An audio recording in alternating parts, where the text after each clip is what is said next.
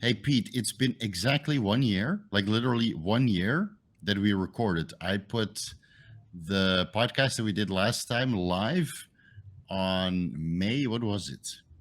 May 24th, 2021. But we recorded it pretty much a week earlier. So it's basically an exact year since we did a podcast the last time. How have you been, man? I've been good, man. A lot has changed and a lot hasn't. So I'm still at that point I think it was like 5 months off, 6 months off Yeah. PEDs. Mm-hmm. And now we're going on, 18, 19 months. So Wow. I feel pretty good overall. Like I feel like everything's starting to bounce back now. Because it Mm-hmm. took forever. Like I felt like trash for a while. My Yeah. tests would go back and forth. It would stay in that like, 2 to 300 range for a while. And I haven't checked in like a couple months, but I feel pretty good now. So I think Oh, things yeah. are kind of starting to bounce back. I think your strength is also coming up a little bit now, right? I mean, you did that. Did you do the meet already? No, I see. I was signed up for the meet. The meet is June 11th or something like that. Uh So huh. 3 weeks from now. And I was gonna do full power, and then like basically, life got in the way. Business took a little bit of a dip because the economy is pretty bad over here. Yeah. So Hmm. I was started to like say, I started thinking about it. I'm like, I gotta get back into YouTube. And I had Yeah. this channel, I was sitting on this channel with like 80,000 subscribers, and I literally hadn't been doing anything with it. It'd been, Hmm. dormant for the most part for 3 years. I hadn't done anything with it. And so I was like, well, if I start making videos, that could help out. That could help with things. So I started pushing the channel and really getting into that. And my wife, we had a baby, 6 weeks ago. So life kind of came up, and I really, Congratulations. yeah, yeah, appreciate it. All that trend, and you still got your wife pregnant. Yeah, it took 7 months. Oh, that's not too bad at all, dude. No, That's no, not it bad at wasn't bad. all. That's Yeah, great. we tried for, we were trying for a few months, and then Hmm. it just everything, kind of came back. And 7 months in, we'd been trying for a few months, and it wasn't happening. I was kind of getting down, and then all of a sudden I got the news, and I was like, wow. So Yes. yeah, yeah. You were actually ready to practice a little bit more. Be honest. Say, Oh yeah, I I could, mean, like 3 months more of practicing would be great. yeah, yeah, yeah. That's never a bad thing. No, Right. it she came out healthy. There were no issues, no complications. So that was pretty exciting because actually I haven't really talked about this too much, but it was a little over 2 years ago we like miscarried. So that was kind of rough. Oh, right. Yeah. I was on at the time we miscarried, like when it happened, I was on like 3 grams. So Yeah. it Right kind now of you were proper clean. Yeah, now you were proper clean. So completely cleaned out, no metabolites, nothing is in your system. So now you have a healthy baby. That's why I always tell people, okay, that coming off cycle sucks balls, but when you do and you get your wife pregnant, you should just have a normal healthy baby. So I'm very happy for you, man, and I'm a little bit jealous, but I got one cycle left to do, and then it's my turn to get on the baby train. Well, are you going to come off like for good, or are you going to do TRT after you get your wife pregnant, or what's the plan after that? TRT, yeah, TRT. So I'm off now. I've been off for 3 months. So I did a whole cycle in between our previous podcast. And at the time, I was doing some heart checkups, which all turned out okay. And then I did a cycle. And now I came off 3 months and I wanted to do ACG only just to see how my fertility would change, right? Because I was using ACG on cycle, which turned out to be fake. So I had no idea how long my fertility was okay. And now it's probably in the gutter. So I'm just running some test boosters, which actually work more from what I feel. But in 2 weeks, I'm gonna do my blood work, and then it's time for the last cycle of my life probably, and then I'm gonna do the same thing you do, right? Come off, recover HPTA normally, maybe use the test boosters, right, and then follow a fertility protocol to get my wife pregnant. Yeah, and then we'll have to wait, right? I'd rather wait until the third trimester before I even use anything because the recovery period is so long, maybe 6 months, 10 months, or 12 months. So if my wife, there's an issue with the baby, I'd rather be off that entire time so my fertility can improve. So until she's proper pregnant in the first trimester, the baby is healthy, then I might have another green light to use a little bit of testosterone. You know, let's see. Wow, see, that's quite the plan. Yeah, you have to plan it all out, man. Yeah, life is complicated. Well, so what would the last cycle look like? What are you thinking? I don't know. It's probably just going to be something basic. Test Primo, Anavar, maybe a little bit of Nandrolone because my joints are starting to hurt. Getting a little bit old now. You know, my knees are not the greatest anymore, and I did improve them a little bit over the last couple of months. But now, I don't know. Maybe add in a little bit of Nandrolone, but I don't know. It's a 19 nor, so it probably inhibits fertility. So that's why I don't really want to use it. And I don't know. Probably test Primo Anavar. That's it. It's nothing exciting, you know. People on the internet are going to say it's not a cycle because it's like 500, 600 milligrams in total.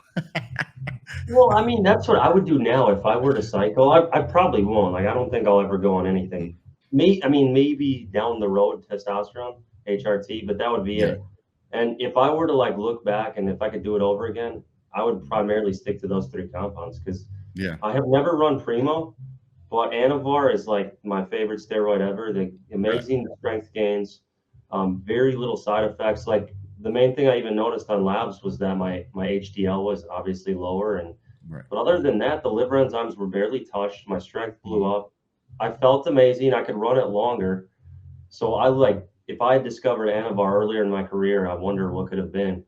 But Yeah, you probably could have replaced Tren for proper Anavar. You know, but I think in the beginning of our career, you don't really know where to source. So Tren is usually not faked, and then you get Anavar and you're a little bit underwhelmed because it's like underdosed or Turinabol or something else. So you usually go for the stuff that works, right? And Tren is, I mean, it might be underdosed, but it's never faked with something else. Everybody would know. yeah, So, yeah, but I wish I'd, yeah, I would run more Anavar instead of the other orals. But of course, you have to experiment a little bit, you know. yeah. I So mean, in hindsight, it's easy to say. yeah. I mean, I've tried some crazy stuff. Super Joel. I've tried check drops out of meat. I've tried, everything. Anadrol never got much out of. D-ball, all the Mhm. things, but Anavar was the one that just really like worked for my body. It was amazing. Like strength, people don't even think of it as a strength drug, but the strength gains were right up there with Tren. Like they were probably almost at that same level. So I never got to combine Tren and Anavar with test, Mhm. but I kind of wonder. I'm like, if I had ever gotten to combine those three, it would have been crazy. Yeah, if only. Yeah, you have those little regrets when you know more because you know obviously way more than you did when you started, and Yeah. you learn. And now I started researching all these weird designer steroids that have been discontinued or slowly coming back, like DHB and stenbolone and Ment and even injectable DHT. I just released a whole video series about these compounds. And that all sounds super exciting to try, but I've never tried it. So it's a freaking curse, dude. Like I see that there's so much more, performance enhancing drugs that I haven't touched yet, but I would still like to, at least do one cycle with them. But the old man in me is like, Steve, okay, it's time to slow down. Leave the stenbolone acetate for the younger guys, you know. But Well, secretly, I still want to run a cycle with Sten. Yeah, you're 37? 38. Yeah, 38. Oh, I was close. I was close. All right. Yeah, close enough. So I mean, you're in your 30s, right? So it's.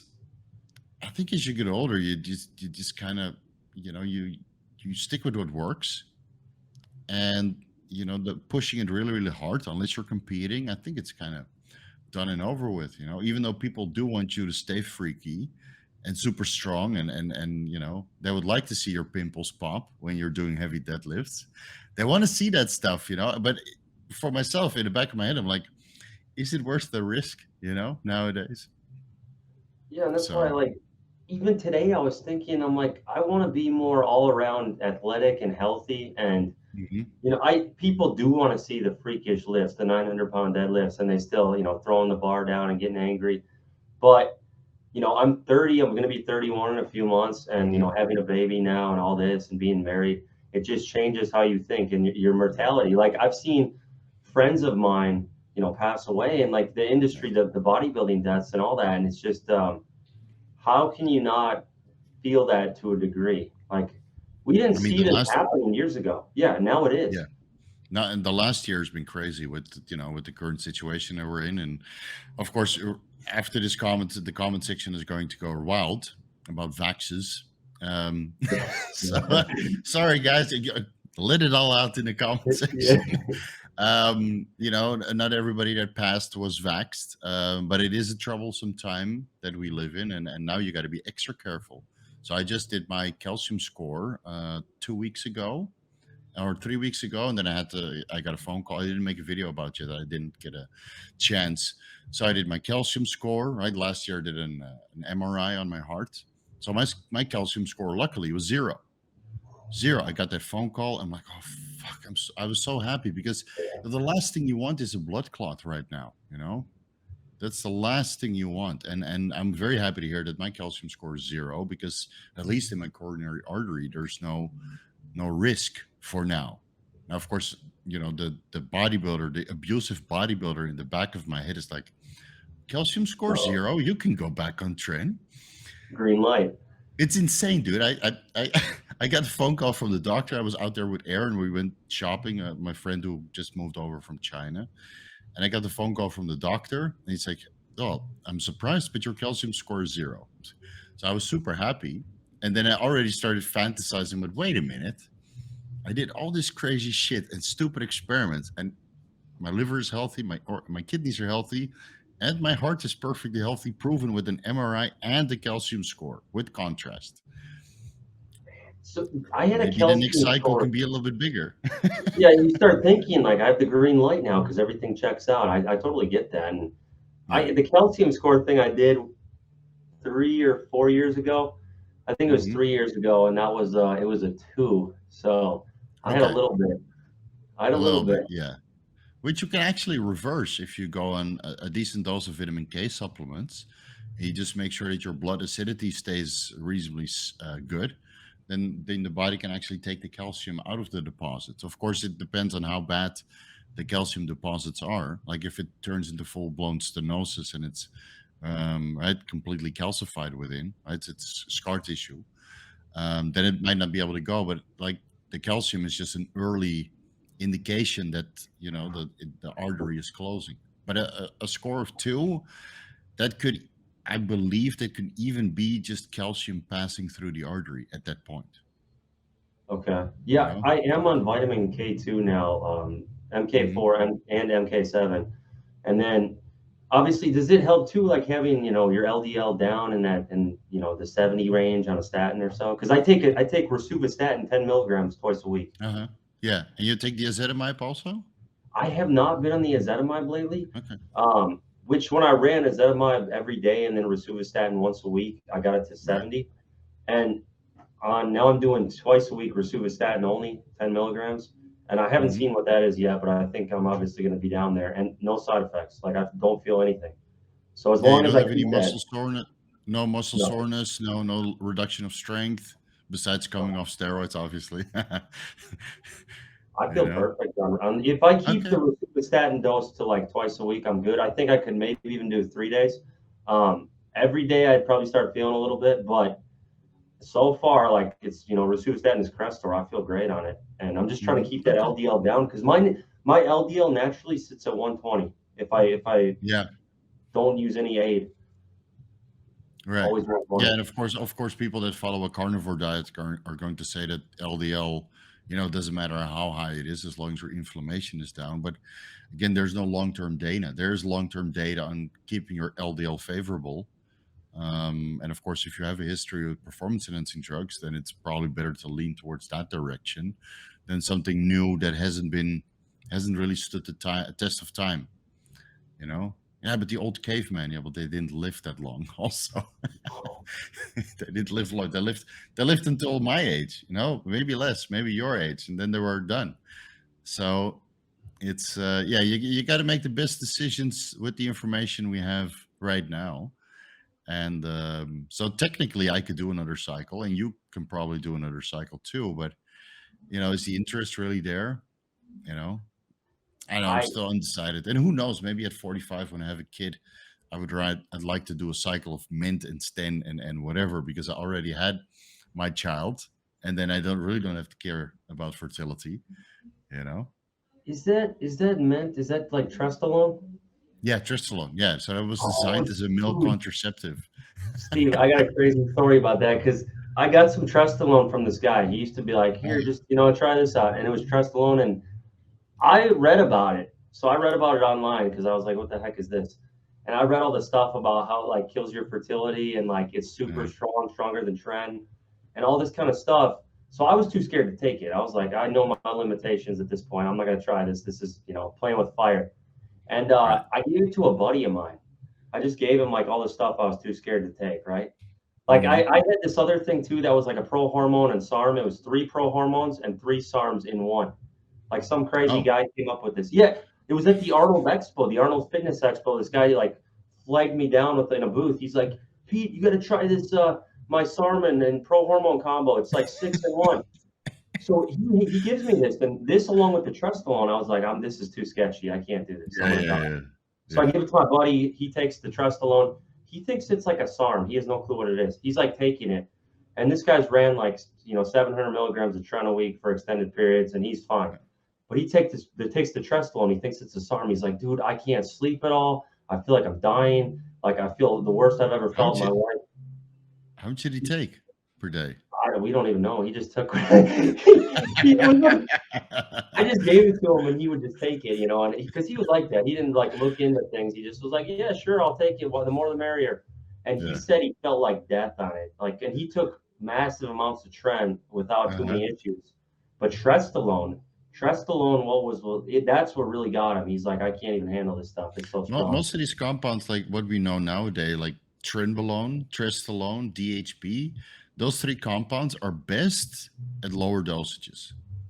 Not these insane 700 milligrams, not 500, not 350 milligrams even. We're talking about DHB, let's say 50 milligrams, 100 milligrams per week.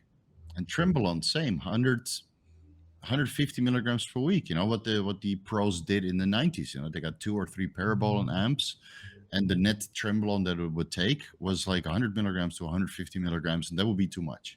And the rest would be testosterone or boldenone or whatever else that would be running. And ment is the same. 25 milligrams per day. Some guys run 5, 10 milligrams per day and say, okay, that's it. That's the effective dose. Not too much side effects. And then the rest of the anabolism they get from test, primo, or whatever. So it seems that I think with the information we have nowadays is that Tren, Trestolone, and DHB are just add-ons to optimize your cycle and get a little bit more anabolism, right, for its unique characteristics. Like stenbolone, for example, stenbolone acetate. I believe that was popular before Tren came out. People say it was stronger than primo, and that people would run that at 700 milligrams. But Tren, I think that's only of late. People run a gram of Tren, and of course we've all been there. Yeah, I mean, we've all tried that, but like, I didn't notice. There's a big point of diminishing returns with every steroid from my experiences. So, like, if I go over 50 milligrams Anavar to 75 or 100, I don't feel like hardly anything more. If I Yeah. go up from like even 75 Anadrol up to like 150, I don't notice much for me personally. The same with Tren. Tren, I would do often 200 a week because I just didn't like pinning. So I would do 100 one day, like a Monday, and 100 on a Friday. And if I would go up to even 350, 700 prior to a meet, I didn't notice that much more. And same with test. Test above Yeah. like 750, I was like, or even Oh, 500. really? Yeah. So test for me, the more I took, the better it felt. I didn't But get then that. I would run it so. No, most people don't get that. I think my tolerance to testosterone is way higher than other people. So I ran up to 2,000 milligrams of test per week, but that was solo, just test and an aromatase inhibitor to keep my estrogen in the range. But if you start combining test with other compounds, you get the synergy because you get a little bit overlapping and differentiating effects. So if you run 750 tests and then Tren, Primo, and maybe DHB on top, right, you probably need way lower dosages in total because you have the synergy of these compounds. But if you only want to use pharmaceutical, then you have test and Primo to choose from, and the rest is underground labs. And at this point, knowing what I know about the carrier oils, I just don't want to. I don't want to touch it anymore. I'd rather make my own, which is a huge liability. So we're not going to go there. Yeah. Yeah. Did you notice you responded better to like a certain kind of testosterone than others? Because like for me, I tried them all, and I just always felt like enanthate was the Yeah. one that suited me best. Yeah, for me also, enanthate. And if I get Bayer or Rotex test enanthate, that's in castor oil, that takes way longer to metabolize. It takes a while to kick in, quote unquote. But once it's right, once your serum concentrations are very stable, it feels the best. No side effects, no weird fluctuations in my hormones. And I think it's how your body metabolizes the oil and how it metabolizes the ester. I actually made a video about that, how steroids work in the body. So where you inject determines how you absorb it, and then the oil that it's suspended in determines how fast it's going to work. So if it's in MCT oil, it will absorb way faster than cottonseed oil. And cottonseed oil absorbs way faster than castor oil. Right? And then ethyl oleate and all that garbage that it just absorbs right away. It doesn't have to be metabolized. Now, why did back in the day when I first started, I was getting like crappy underground, gear. I would get huge like infection type swelling where I could barely like bend down to pick up the bar. And then I'd get crazy acne. And then when I got on good gear, I never got acne and I never got the infections and swelling. What Right. was going on there? Like, what was the main thing? Is it the carrier oil or is it Yeah, dirty? I think it's probably carrier oil and maybe some contaminant. So if you have, and of course it could be faked, right? Maybe it's instead of test enanthate, it's test probe, and you pin it twice per week. You get these weird fluctuations in your hormones, and when you're younger, you're more sensitive to that shit. Also, I think when you get older, you're less sensitive to these hormone fluctuations, and you don't get so much acne or water retention anymore. Your body knows how to process it better. So if you get a test probe in MCT oil or ethyl oleate or the synthetic garbage, glycol, polyethylene glycol, right? All these super synthetic solvents that make it very easy to make steroids with. If you inject that once or twice per week or 3 times per week, even, you get this roller coaster of hormones. And in this roller coaster, you get acne, water retention, aggression after the shot, and then it comes down. You feel a little bit low the next day. Right? And then you really have to time your injections based on your workout so you can get the most out of it. And then depending on the oil, you get terrible inflammation, not only at the site, but all systemic. And if you have acne a little bit and your inflammatory markers go up, you're now systemically inflamed, and your acne goes inflammatory also, and then it gets way worse. So there's the quality of the gear really determines how much results and how little side effects you're going to get. It's Yeah, that's why I always tell people just go with pharmaceutical, because or make your own. Because I would rather make my own than touch anything brewed by an underground lab nowadays, because yeah. I I do so mean, many guys, consultations, and then people show to me, I got this. I said, well, what is that? And ethyl oleate, just throw it away, or send it to me. I'll dispose of it for you. okay. That's like I would warn guys. I'm like, it is not worth it taking crappy gear because I have Yeah, scars, permanent scars on my shoulders, my back from those initial cycles over, a decade ago that just yeah. completely jacked me up. It's like you can see the scarring. That's from like Oh, right. this is Yeah. from a decade ago. And if I got tan, it Mhm. would make it look better. But it's Of just course. crazy Yeah. though. That's from bad gear, guys. That's from bad gear. Yeah. Like it's not worth it. You want to use towards the end of my career, I was getting good gear because I was sponsored and I could get Mhm. top quality stuff. But like, oh my God, the sides from those initial few years were just awful. Yeah, and then when you're young, you just power through. You're like, "Oh, this is part of the game," and your hands are all blistered from the deadlifting anyway. So it's just another, you know, painful spot in your body that you have to ignore. But I think when you get a little bit older, you realize, man, how much damage did I do to my body? Or it wasn't even necessary. So you're giving back on your YouTube channel, and I'm giving back. So again, I think through our efforts, the next generation can make some better decisions. So not everybody wants to listen, but that's okay. Not everybody wants to. Well, I'm one of those people who has to like learn by making the mistake, Yeah. and I think there's a lot of guys out there like you could Same. hear the message, but until you experience it, you're not gonna listen. So that's how I've always been. And it also costs way more to do it right? The To blood get work. pharmaceutical grade, yeah, and spend the extra money to do the blood work, to do the organ imaging, to spend money on therapy. I mean, my back was completely knotted up. And then I finally made some money, and I was like, I got to get to the massage. And the massage therapist was like, you should have done this 10 years ago, because now we're going to need 6 months just to work through all the knots. And then you get the elbow and the Graston therapy. You're going through the floor. It's so painful, dude. And then you have to go. It's literally like a time machine. So now, okay, now we're at the scar tissue that you built 8 years ago, and now we're from the scar tissue that you built 10 years ago. But it costs a lot of money. So if you want to do this right, I mean, you need to be financially secure. And I understand that nobody gets into the sport financially secure. That comes later on. Yeah. I mean, you started what? You started super young, also, right? Deadlifting and Yeah. stuff. Well, I started pinning at age 20, and then I Yeah. got off at age 29. So it's just been, it was a good 9-year run, and I would do a cruise for like 3 to 4 weeks, cruise 250 milligrams, Yeah. and then I would be right back on. And because I didn't care. I just want to get stronger. Like, I didn't care about anything You can else. always tell that you only did one cycle in your life. Yeah, that's right. It's just one big cycle, guys. One big cycle, 9 years. Look, see, that's another question. Have you ever tried like check drops? I think so. Yeah, once or twice. Yeah, What yeah. did you feel that like aggression? It's instant. Yeah, from what I remember. This is like back in Holland, so this is a long time ago. But yeah, that was insane. Same as Halo. Halo, I've tried for 2 weeks. A couple times, and that was, that's the inner demons. All the personal issues that you have, that you thought you had enough therapy and time to think about. Oh, those are right back. And of course, you take that shit always during a diet. Well, that's what the bodybuilders do, and you guys take it when you're fully loaded on food.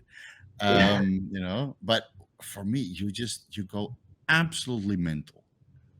Absolutely. Yeah. Halotestin, I didn't get the craziness, the paranoia of Tren. No. But the liver toxicity was insane. I was about to throw up every day from the nausea. That was on Tudka and acetylcysteine, and I still was like, I'm gonna vomit. Because this is how crazy I was. I was doing 40 mgs a day of Halo. Like, it was nuts. That's a terrible idea, folks. Like, you wake up and your blood. That's it. 20 milligrams. Don't try 40. You'll literally feel like you're gonna die. There's still a place for 40, man. Here and there. It was hell on earth. I almost gave up on the cycle. I was like, I can't even make it to the meet.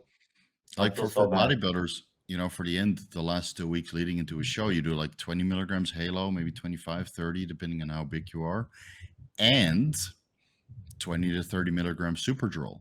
And those guys feel like ass. You're lethargic, you can't eat, and then you have to carb load. And of course, if everything goes right and you peak perfectly, you look like nothing else, like a fucking statue. Insane. Lines everywhere. It's absolutely beautiful, the physique, but you literally have to go through hell to get there. Literally. You bodybuilders are coupling that with the diuretics. That'd be like, I'd be scared out of my mind on that, because the health of, like, my liver's getting smoked, and then my kidneys are getting smoked, and then I feel terrible from the diuretics as well. And it's weird, because the guys that compete at the highest level, I let them do blood work maybe 2 weeks out before the Halo goes in, and then a week after the show when the water balance has been restored. And these guys, they can take it, the abuse. Their liver values are not that messed up. And their kidney markers are totally fine. It's usually the amateurs that don't respond so well, that need more drugs to look as good as the guys that respond way better.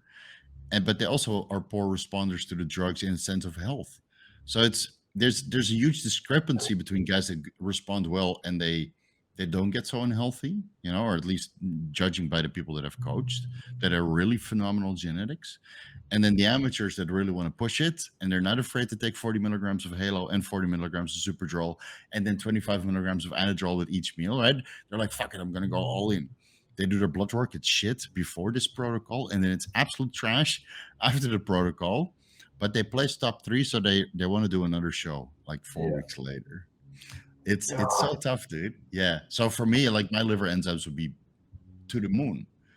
How high are we talking? Like 150, 100? What are we? 250. Oh, oh shit. All right, all Yeah, right. yeah. So, So I've seen my liver enzymes very, very high, you know. And 2 years ago when I did my last photo shoot, I did like oral Winstrol because I couldn't get pharmaceutical, and all the underground lab brands, the injectables were shit. So I didn't want to touch that. So I did like 100 milligrams oral Winstrol and 30 milligrams Superdrol, and my liver enzymes were 180.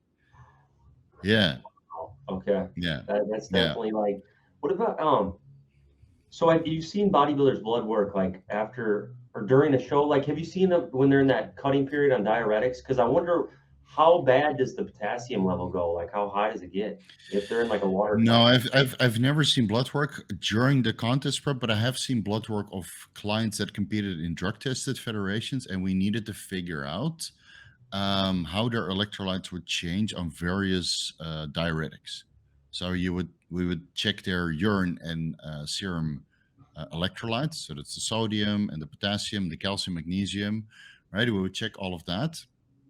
Take a diuretic, check the blood again, check the urine again, but then multiple times over a course of, let's say, 6 to 8 hours, depending on which diuretic. And then depending on the diuretic, you would either see the sodium or potassium really drop, like with Lasix, for example, it really drops and then kind of stabilizes after 6 hours. And then with hydrochlorothiazide with triamine, that's diazide, potassium sparing one, you see that the potassium levels go up, but the sodium goes down. And the reason why potassium goes up is because the blood volume goes down. So the concentration goes higher because you lose so much water. Isn't it really dangerous? Because like my buddy, he was on hydrochlorothiazide going into a meet to make weight, and his sodium got down like 135, and his potassium was 5.3. Yeah, that's He got a dangerously high. lot. But so in the blood, I think 5.7 is cardiac arrest or six, Jesus, close to there. But you'll be surprised how resilient athletes are. Athletes' bodies are if you've been training for 10 years, they're very resilient. They can take so much abuse, and that's why people really try to push it because they feel like I can do a little bit more, just like I feel I can do a little bit more. Um, so and that's where the trick comes in, because at one point that extra increment is death or Yeah. injury or a severe health complication. So it's very tricky to manage, and even with frequent blood work, it's you only need to make one bad mistake with diuretics and you're done. And nowadays, like, everybody's taking telmisartan, right, to prevent heart remodeling and keep the burns fat and it keeps your hematocrit in range and all these wonderful benefits. You take telmisartan and the diuretic, and now the effect of the diuretic is 10 times stronger. You will literally Oh, piss your brains out. Yeah, people don't understand. no. Yeah, Really? people. Yeah, because it's an angiotensin receptor blocker, and it So changes any the ARB rhythm. is like that? At least telmisartan and some of the other ARBs. Yeah, Oh, yeah, and then nowadays people say, oh, you need to run 80 milligrams telmisartan. Yeah, but you take a Lasix with that, and you completely flush out. It's like the Mike Myers movie when which he plays Halloween? that spy movie. He comes out of he's frozen. He has to pee and he pisses like for an hour. Oh, So that's literally how it is. that's good. So I don't do anything bad anymore, but like I'm not yeah, gonna lie, I'm on I'm on the 80 mg bandwagon to tell Sartan. yeah, okay. So I don't don't do don't any ever bad. don't take any diuretics because Oh Jesus. I didn't I've even know that, Steve. so there's an additional risk for all these health Wow. ancillaries. Yeah. And then, of course, combining the bivalol with telmisartan, right, on paper, it sounds like a great idea. But if you're taking potassium supplements, especially during a carb load, then bivalol is linked to hyperkalemia and telmisartan is linked to hyperkalemia. You take both and potassium-rich foods. Yeah, you follow a carnivore diet, for example. Hyperkalemia. I almost got there myself. I started getting those weird cramps, when I started combining both and taking potassium salt. So I really reduced my potassium intake, and now I'm fine. But all these, people promote one drug. They say it's the best thing ever, but they don't understand the overlap, and that comes, I think, with No. a little bit more experience and through trial and error. You take telmisartan, and empagliflozin. That's something that Leo talked about to keep your blood sugar in range, especially on higher dosages of growth hormone, which works phenomenally. That also alters how you excrete your urine, right? Because it promotes a little bit of glucose excretion. So now you have an ARB and an SGLT type 2 inhibitor, and then you take a Lasix or a Diazide, like a fountain. You're like Wow. you'll pee 5 times from one tablet, and then you're dizzy, and then you just frantically take sodium and potassium salts because you don't know what you're losing. It can be very dangerous, man. Yeah, it can be very dangerous. Isn't that what happened to George Peterson? Like he got his potassium levels too high when he was in a So show? so we recorded that episode twice Yeah. actually, and then I mentioned something to Leo during the first recording that we never released because we were wrong in our analysis. I mentioned I read somewhere that after you die post-mortem, your potassium levels increase because the potassium leaks from the cells. It ends up in the bloodstream, and then when you test the blood, the potassium levels are high. So our entire analysis was based on the fact that his potassium levels was 6 or 7 or 6.7. That's cardiac event levels. So that our analysis was based on his super high potassium levels. But then Leo started doing some research, and he realized, like, oh man, Steve was right. It does go up after you die. So we had to retake that episode and cut it down from 1.5 hours. We talked about the autopsy the first time, so the second time went a little bit faster, and then we realized that it's very hard to pinpoint what he actually passed from, because his coach said he didn't use diuretics. There was no diuretics tested on the toxicology, but his potassium levels were high. But I believe that everybody that passes has high potassium levels. But if his potassium levels were that high when he was still alive, it would have surely killed him. Yeah. Yeah, and the thing I remember about that video is like all of his organs looked pretty good Yeah. considering what he's done. Yeah. Well, I So mean, we don't know his exact drug history, of course. I mean, you could kind of tell from people's cranium, how their face is structured. So if you see it when they first start competing at the end, and there's significant changes to the cranium, you can, assume that there was a decent amount of androgens and growth hormone and perhaps other compounds being used, but that's all speculating. But when you see the toxicology, he was running tests, boldenone and winstrol. That's it's it. so weird. Yeah. Yeah, but George Peterson was so seasoned. I mean, he was one of the he did so many shows, So at that point, when you're that experienced and you have so much muscle maturity, that's all you need. You don't Yeah. need Tren. That's why people say he's on a gram of Tren. No, no, no. Most of these guys don't even run it, especially when they do 212 because they have weight to make.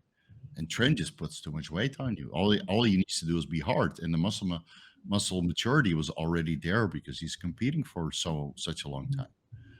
So Do you that's think why people always think that they see the pros and they think they're on a boatload of drugs, but it's usually the amateurs, the guys that end up consulting with me when they're already sick, or Dante Trudell, yeah. Uh, Well, do you think how long he'd been like competing too that like played a biggest role or like I think it's it just was a very hard freak to say. accident. I think it was just a freak accident.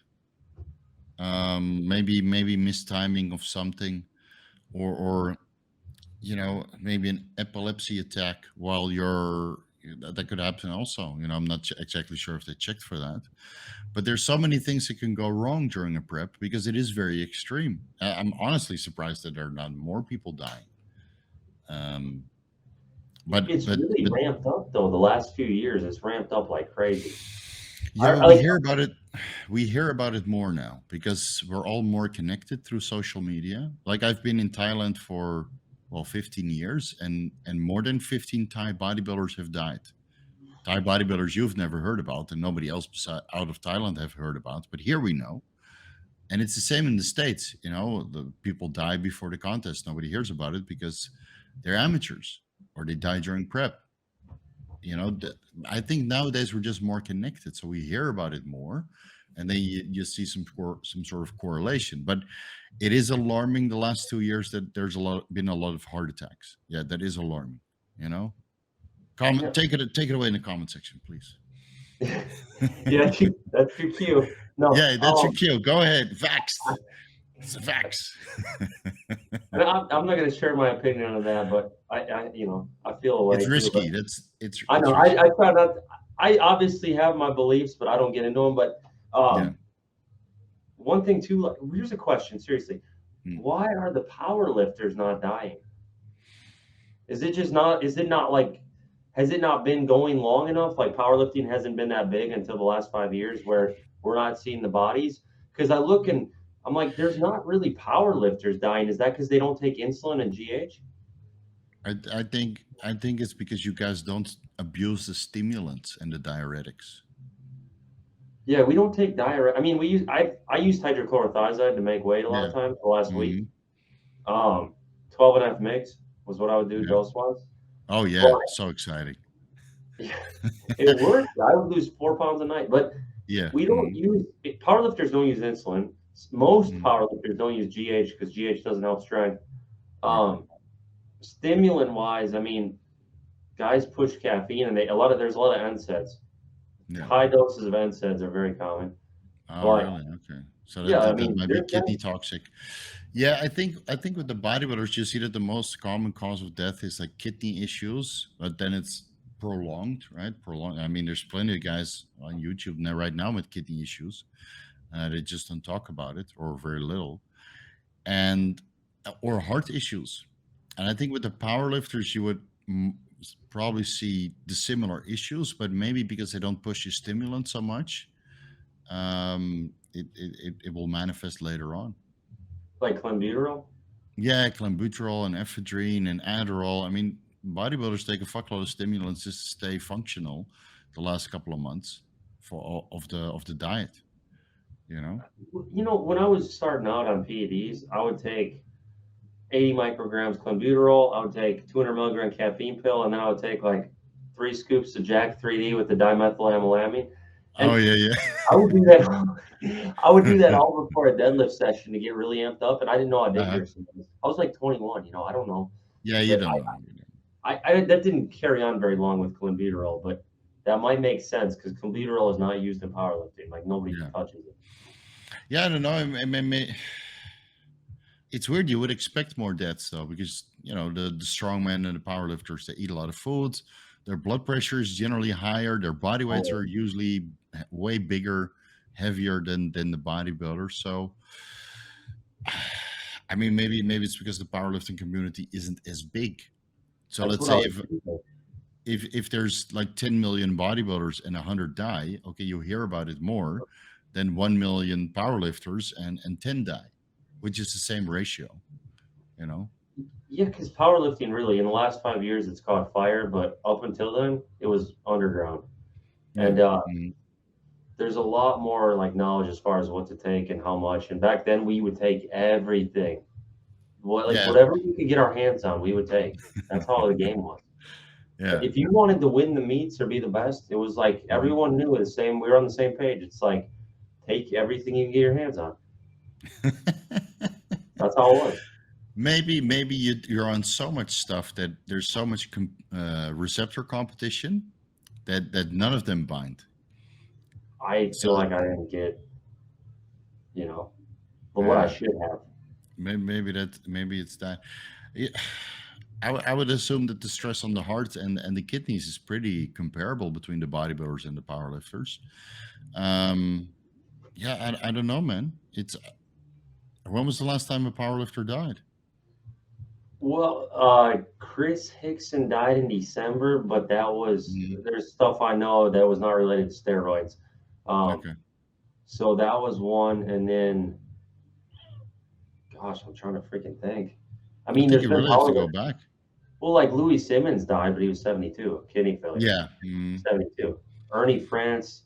So I can't think of like younger guys. With bodybuilders, you see a lot of guys die below their 40s, which is scary. It's really scary, man. And I can't think of anyone like that.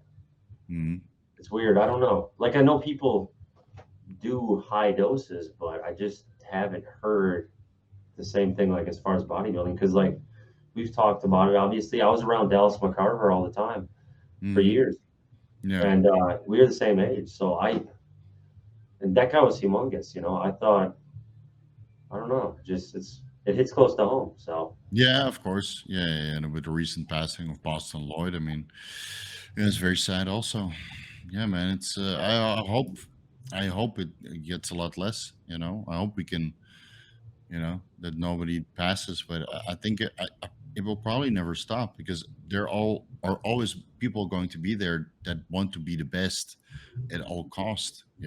You've gone through it, and I know plenty of people who want to go through it, and the risks, are always there. well, do you think it comes down to like having an exit plan where you're like, this is when I'm going to stop, this is when I'm going to get out of it, and a lot of like in strongmen, Yeah, guys will go for it. They'll go all in. Eddie Hall, win World's Strongest Man, get the highest deadlift, and then he like, you know, slims down. He's still huge. Same with Thor. yeah. Thor did that. They get out. So if people have an exit plan, would that theoretically prevent a lot of this, where people just don't have an exit plan? They just keep going. With bodybuilders, most guys don't have an exit plan because everything revolves around bodybuilding. That's their entire image. They don't have a gym like you have a gym, right? And you have a YouTube channel. Most bodybuilders don't have a gym or a YouTube channel. Um, Everything is about the image, and it's very hard to let go. I mean, I find it hard to let go, and I never excelled at that pro level, so I can't imagine what those guys would go through. That slowly get phased out. They don't play so well, and they keep trying, they keep trying, they keep trying because that's what bodybuilding is all about. You just keep going, you just keep going, and then it's very hard to kind of do something else, especially when you haven't built anything in the meantime, right? You haven't built a gym or some sort of reputation that you know more than just your body. Like, which pro bodybuilder would be a suitable coach? George Farah and all the other coaches are not pros. Yeah, that's a good So, point. well, what's his name? The Swiss guy was a pro at one point, I believe. So Sure. it's you invest so much into that sport that I think people don't even think about an exit plan, but the smart guys do, right? Jay Cutler had an exit plan, and and he's doing very, very well for himself. So you basically have to focus, your obsession from one thing to another thing, and hopefully that's business, and then you can afford all the imaging and the anti-aging stuff that you need to do after after all the physical abuse that we put ourselves to. Well, and yeah, that's one thing I struggled with too, though. I was like, well, I'm really good at powerlifting, and then when the injuries started to accrue and I Yeah, wanted to be more health oriented, it was hard to redefine myself into something else, like, yeah, the coaching business, the YouTube channel, that sort of thing. Because I'm not lifting anywhere near what I was, so yeah, it's been tough. But and that kind of leads to another thing you said about like once you're done like focusing on your health, if you had to pick, let's say, five supplements that were most useful as far as like promoting your health and improving it, what would they be? I know five's kind of hard can it to can it box it be down into. can it be like pharmaceutical supplements? All right, let's say maybe five pharmaceuticals and five like regular natural Okay, supplements. okay. I think everybody has to be on Tutka for liver health. Okay. Even if you're Yeah, not on anything, just year round, dude. Just put it in there year round. even if my liver enzymes are like in the 20s. Just put it in. Okay. Just Fair. put it in, even if it's only 250 milligrams, because you're eating Okay. more food, you're training harder, your liver enzymes will be more elevated than the next guy because you're training hard. You need to detoxify more. Plus, you need to lubricate your stool so you don't get colon cancer later on in life. And Tutka is the way to go. So even 250 milligrams, 500 or 1,000, depending on how much drugs and food you eat, I Okay. think that's pretty much mandatory. I think astragalus root extract, Okay. astragalus, yeah, Yep. for your kidneys. I wish I ran that from the beginning. 4 grams Okay. at minimum, and then Wow. upwards of 6 grams, 8 grams if needed, depending on your kidney function, right? To lower the inflammation, make sure kidney filtration is good. Um, Fish oil, multifunctional fish oil with each meal, a high potency fish oil that's at least 500 milligrams EPA and DHA and isn't rancid. So when you cut the fish oil tablet open and you smell it or you taste it, you shouldn't gag immediately. It should just feel normal. Like, okay, fishy smell, but it's not, horrendous. One And question with that though, mm, the fish oil, does it need to be spaced out throughout the day, or if you take it all at once? I prefer to space it out. Yeah, because otherwise my poop is a little bit oily, Okay. even But with the high grade. So I just take one capsule of 840 milligrams EPA, DHA, and a couple other omega-3s with each meal. And I have 5 meals. So I have 5 of those capsules, per day. okay. Yeah, and then with my salmon and the chia seeds and walnuts and a little bit of omega-3s from steak, and then you get a fuck ton of omega-3s in, and you never get a blood clot. Well, and doesn't fish oil lower triglycerides pretty significantly? Yeah, my triglycerides are 30 year round. Ooh. Wow. Yeah. So the doctor first they saw it, they were like, "Are you absorbing your fat correctly?" So I eat 150 grams of fat, but no, it's very potent. Yeah, it's very, very, very potent. I like on fish oil. now, so Sorry? I'm on fish oil now, so I'm good. Great. Yeah. Keep taking it. It lowers inflammation, improves insulin sensitivity. There's so many benefits. Even if it was twice the price, I would still be taking it. It's just one of those no-brainer supplements. I would say B100 complex for all athletes. Vitamin B complex? Yeah, just a vitamin B complex. Okay, I love that. Yeah, so what I do nowadays is I take a B50 before training and then a B50 in the morning. So you have half the dose in the morning and half the dose in the afternoon or evening when I train. And I feel that I get a little bit more energy, whether that's from the B9 or the B12. I'm not exactly sure. But I feel that just your nutrient partitioning and all that stuff, your energy levels are just better with a B50 or B100 complex. Yeah. So now we're at 4, right? 4? Yeah, I think I feel more energetic too after I do the Jaros B complex. Yeah. Mm-hmm. Doesn't B lower homocysteine or something like that too? I think one of the B vitamins does that. Yeah. Yeah. B3 maybe. No, not exactly. Don't quote me on this, guys. Not exactly sure, but I think homocysteine you can lower with one of the B vitamins. Yeah. Yeah. Okay. And the last one, maybe NAC, but honestly, I would rather do injectable glutathione as one of the ancillaries. So, considering that we have injectable glutathione under our disposal, as boring as it sounds, I would add in 25 milligrams of zinc. Okay. Why? What does that mean? I know what it does. Okay, so zinc helps with semen volume. Okay. For that reason, it's already great. Helps to control acne a little bit.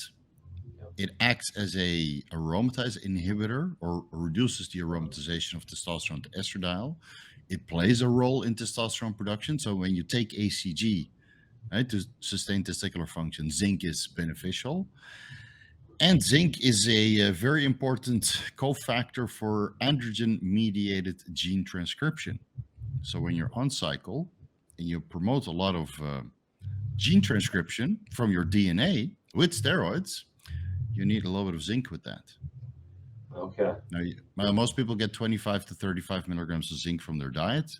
And if you follow a cookie cutter bro diet with some steak and some chicken and some eggs, and then you supplement 25 to 50 milligrams zinc picolinate on top. And you probably won't notice anything, but the documentation is there, and I've been doing that for 10 years straight, and I get pretty big on low dosages. So okay. And what about glycinate? That's good too, right? Glycinate, yeah. Glycinate is fine also. I like picolinate, but glycinate or citrate, it's people really hammer into the versions, but from my experience, it all works the same. Okay. I've been taking zinc for like immune support. Yeah. All right. I forgot about that. Well, there you go. And then very important in these times. What about what do you think about liposomal vitamin C for immune support too? I should put vitamin C in there. Huh? for collagen synthesis, immune function, antioxidant status. It's hard to take 5. I know. Yeah, it's Yeah. very hard. So what I can cheat a little bit because what I've been doing is injectable glutathione and injectable Yeah. vitamin C. So I'll take those two. And that is super nice, dude. Your skin gets so glowy. Okay. And I don't know, it's so nice. From the it's really and you know all the high-so girls at my gym, you know, the super fancy girls that only train butt, and they're really on the lookout for a rich and attractive husband. They're always like, well, Steve, why your skin so nice? Injectable glutathione and vitamin C. You have to inject that? Yes. So I take 5 grams vitamin C and 1,800 milligrams injectable glutathione once per week, intravenously, and I don't know, feel healthier. Maybe it's placebo. I don't really see anything on my blood work, but I do feel healthier. So that's a bonus. Okay. Now I like that stack. I know about all those. I've taken them all at various times. And then what about pharmaceuticals? So we'll say the injectable vitamin C and the injectable glutathione are pharmaceuticals, and then we have ezetimibe, nebivolol, and telmisartan. Job done. That's it. All right. That's it. Job done. Because an aromatase inhibitor is not mandatory, right? Empagliflozin, SGLT type 2 inhibitor is not mandatory, and you know, maybe a statin might be required at one point, but it's also not mandatory. But I do think that ezetimibe, nebivolol, and some sort of method to control your blood pressure is preferably telmisartan. That's what most people see them to respond the best to. I think that's a golden ancillary stack, you know. And then it's up to you not to do crazy stuff. Yeah, right. That's like, well, I'm not on anything, and I'm doing 80 milligrams telmisartan before bed, and then I do the rosuvastatin twice a week. But ezetimibe alone, it got my LDL down to like 97, 10 mgs a day, but it didn't. Rosuvastatin will crush it a little lower. Yeah. But are you trying to crush it because your calcium score was 2? Well, it's a couple factors. It's obviously that's one thing, but my LDL, like I said, it's always like 120 if I don't do anything. It's always just I can never get it lower, even through diet. And everyone always gives me the lecture like, well, if you had a perfect diet and ate fruits and vegetables, I've tried that, guys. It doesn't lower it. It's still 120. And then the other thing, like I don't know if you've ever done the 23andMe like genetic testing. I had like all the worst possible. Oh, that's right. Yeah. You got the genetic lottery, right? Well, yeah, because I got the 23andMe, and then I did Leo's cardiovascular risk assessment, and it's like 10 pages. You look at all the SNPs, and I was hitting like every one. I was like, oh God, you know. Yeah. It was bad. It was like increased heart attack risk ×3 on everything. So I was like, I better get serious about my lipids here. Like that really played into it. Right. So now you're what, about 70, 80 with the rosuvastatin? I think, I don't know for sure because I did it last time on just 10 mgs a week, and that was at like I was 90 something. So I bumped it up to 2 times a week to try to get closer to 70. So I haven't done labs, unfortunately, in a couple months. I think February was the last time. Well, you're drug free now, so you don't need to go as often. No, I'm not. I've gotten over that health anxiety thing I had. That's kind of gone away. So that was like a big thing. And the kidney stuff, the prostate stuff, you figured out also, right? Yeah, the pee. We talked about this a year ago. Like I was peeing blood all the time. That went on for over a year. Like I got a CT scan last year at this time in May. I got a CT scan because I was just like, I got to see what's going on in there. Because I didn't know if I, bladder or kidney cancer or something. So I had to make sure we could rule that out. Right. Checked all the kids. And this was, I've said this before, this was not like a small tint of red. This was like I'm peeing food coloring red, like dark red, like just streams of food coloring. So it wasn't a little bit of blood, it was a ton. And it was just kidney stones lodged in the ureter. Yeah. And I haven't been like, it hasn't been a thing too much this year. I've had a couple flare-ups, but it's been coming out in particles. So that was the biggest concern. Did you go in the apple cider vinegar to increase your acetic acid, right? Did it help a little bit? Yes, that and Chanca Piedra. Right. Those Yeah. are the two I used to kind of combat it, and they both seem to work to an extent, like breaking it down a little bit, so it would Yeah. come out in pieces. So I get this burning sensation down there, like it Hmm. like burns, and then I like a couple hours later I started peeing blood, and like I could Yeah. get particles out. Um, but And my wife, it used to get aggravated from deadlifting. Remember, we would talk about you would wear the belt, and then right after, because the you put some pressure, pressure in your bladder, and then you would pee blood also. So, but all did the that time. come back, or is that fixed now? I think it's for the most part gone because I peed out Okay, small particles, but it was good, good. never that painful. And like my wife had a kidney stone during a 9 millimeter. Mine were like 2 to 3. Hers was 9 during pregnancy. She was Damn. in so much freaking pain. We first thought she was going into labor, like initially, like it was that Yeah. much pain. And we had to take her to the ER, and they were literally just like giving her tons of morphine because the pain was so bad. She was just like sitting there in the worst pain I've ever seen her in from a 9 millimeter kidney stone. So Yeah, but it's huge, dude. I mean, the that's urethra is like 2 millimeters wide, not even. So, but yeah, I've been doing the telmisartan basically and rosuvastatin are my yeah. pharmaceuticals. I'm not on a beta blocker. I don't Mhm. know if I should be because my heart rate's usually pretty down there in the 60s, 50s. Yeah. Um, Don't need it. but No, then that's you don't definitely need it. Plus you're pharmaceutical. not taking any PEDs anymore. So, like the whole reason for a beta blocker is just to prevent negative heart remodeling, which I had an echo on my heart before I started the cycle, and after I used nebivolol and telmisartan the entire way through, and my heart still remodeled. But I think there's a little bit of muscle memory there because the time I took it was when I was just doing cardio. I didn't even train. I didn't take anything. Right, that was a year ago when I would just eat vegetables and do cardio just to get my body weight down. So I took the echocardiogram at that time, and then my heart was normal size, no LVH, no weird ejection fraction. That was my cat. She's I calling just heard her. me. Might have to go get her soon. One It's second, one not second. bad. It's quiet, but Yeah, that's right. Okay. well, She usually calls for my wife. my Let me go dog's get her real always quick. One barking second. Let me in the go get videos. her. Yeah, One yeah, second. you're good. Hey.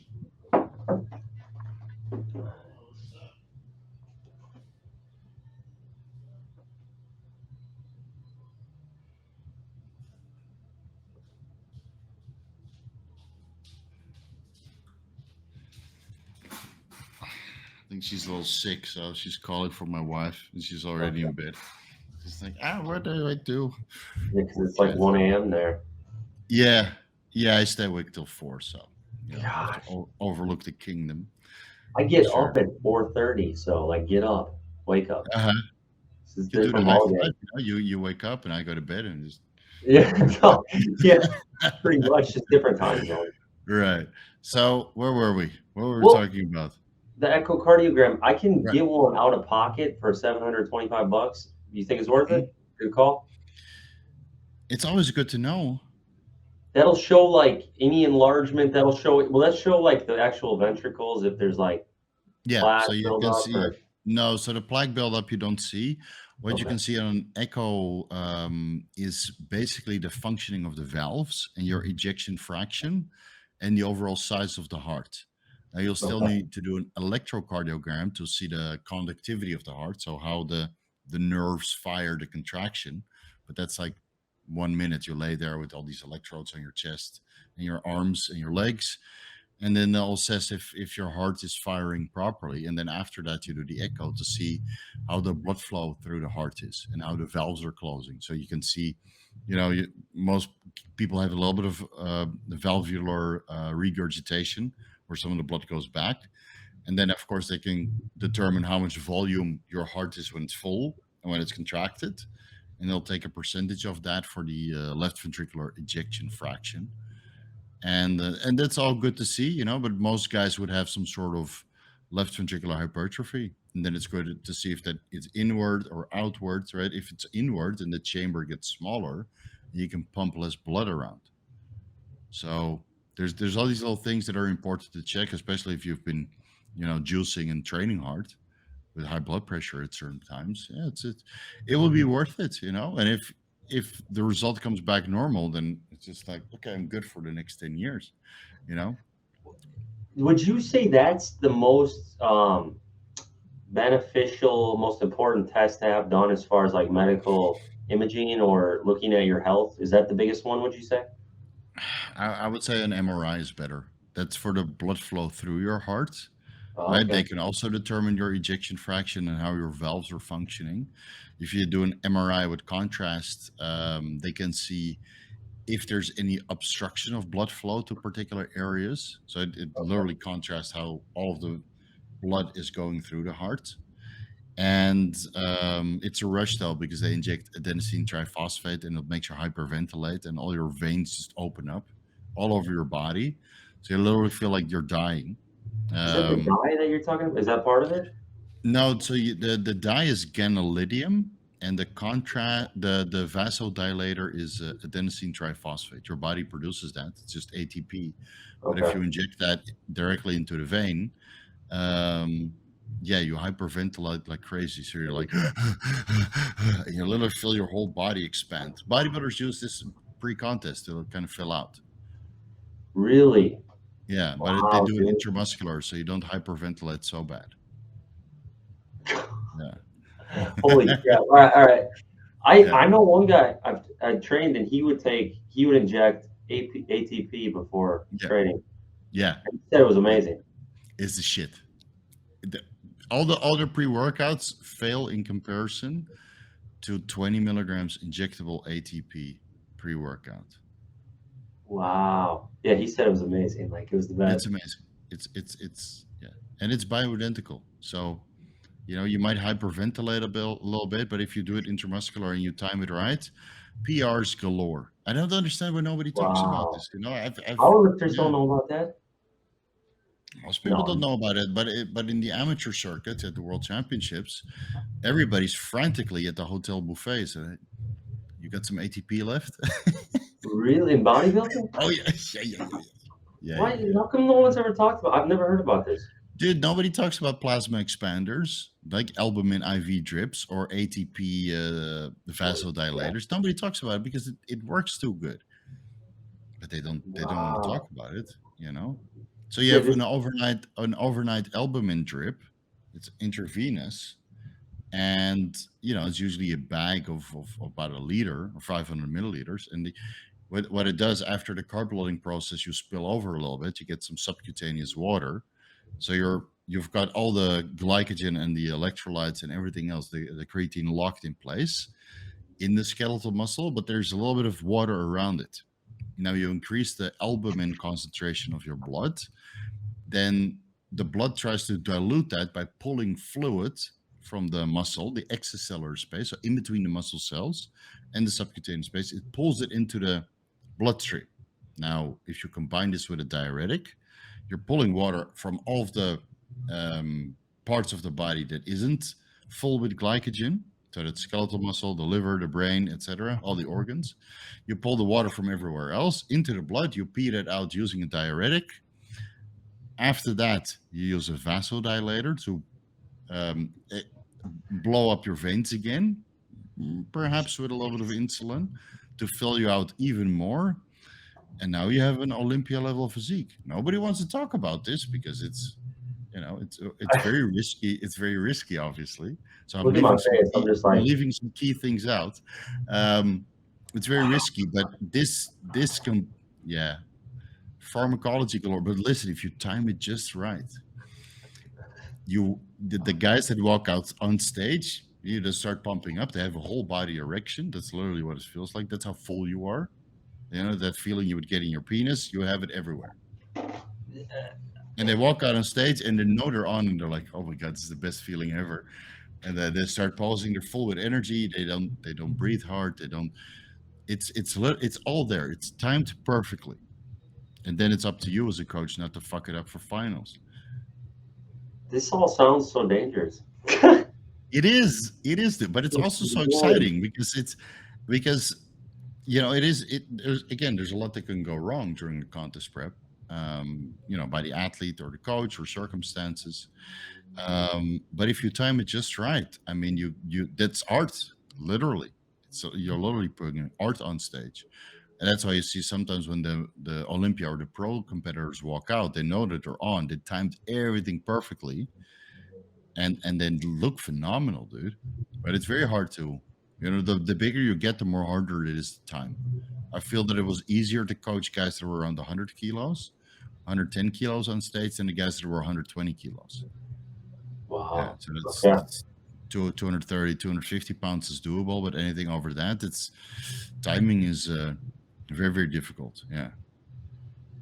Yeah. Man, that sounds like that's so complicated compared to like powerlifting and stuff. My goodness.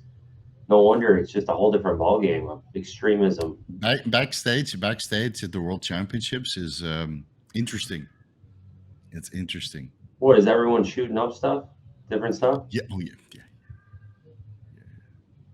Does everyone do this? Yeah. It's totally Everybody. fine. It's totally Like, normal. Not everybody, of course. Only the guys that are in the know. So those are the Arabs, the Indians, some of the Thai athletes that I helped. They would all be in the know of what to do. And then there's always a bathroom somewhere. But man, when I was which show was this?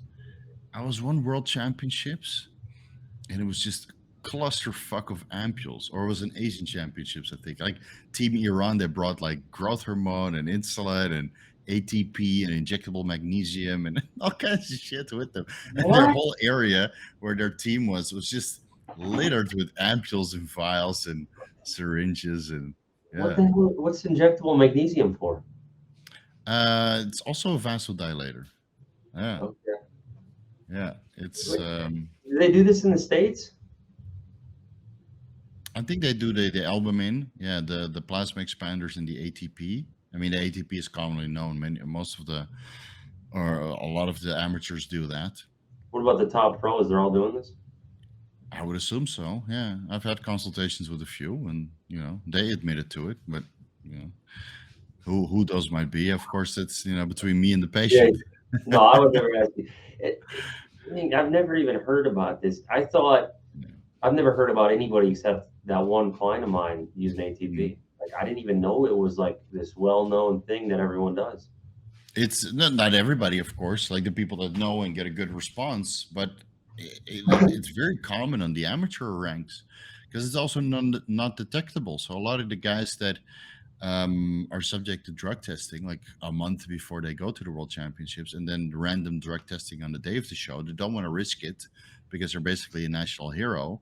So they're limited in the diuretics that they can use, and limited in the drugs they can use to load up. So there's a lot of creatine, a lot of carbs, some insulin, some growth hormone that's not detectable in urine with the limited testing methods they have. It's not like the MMA where they're way more sophisticated.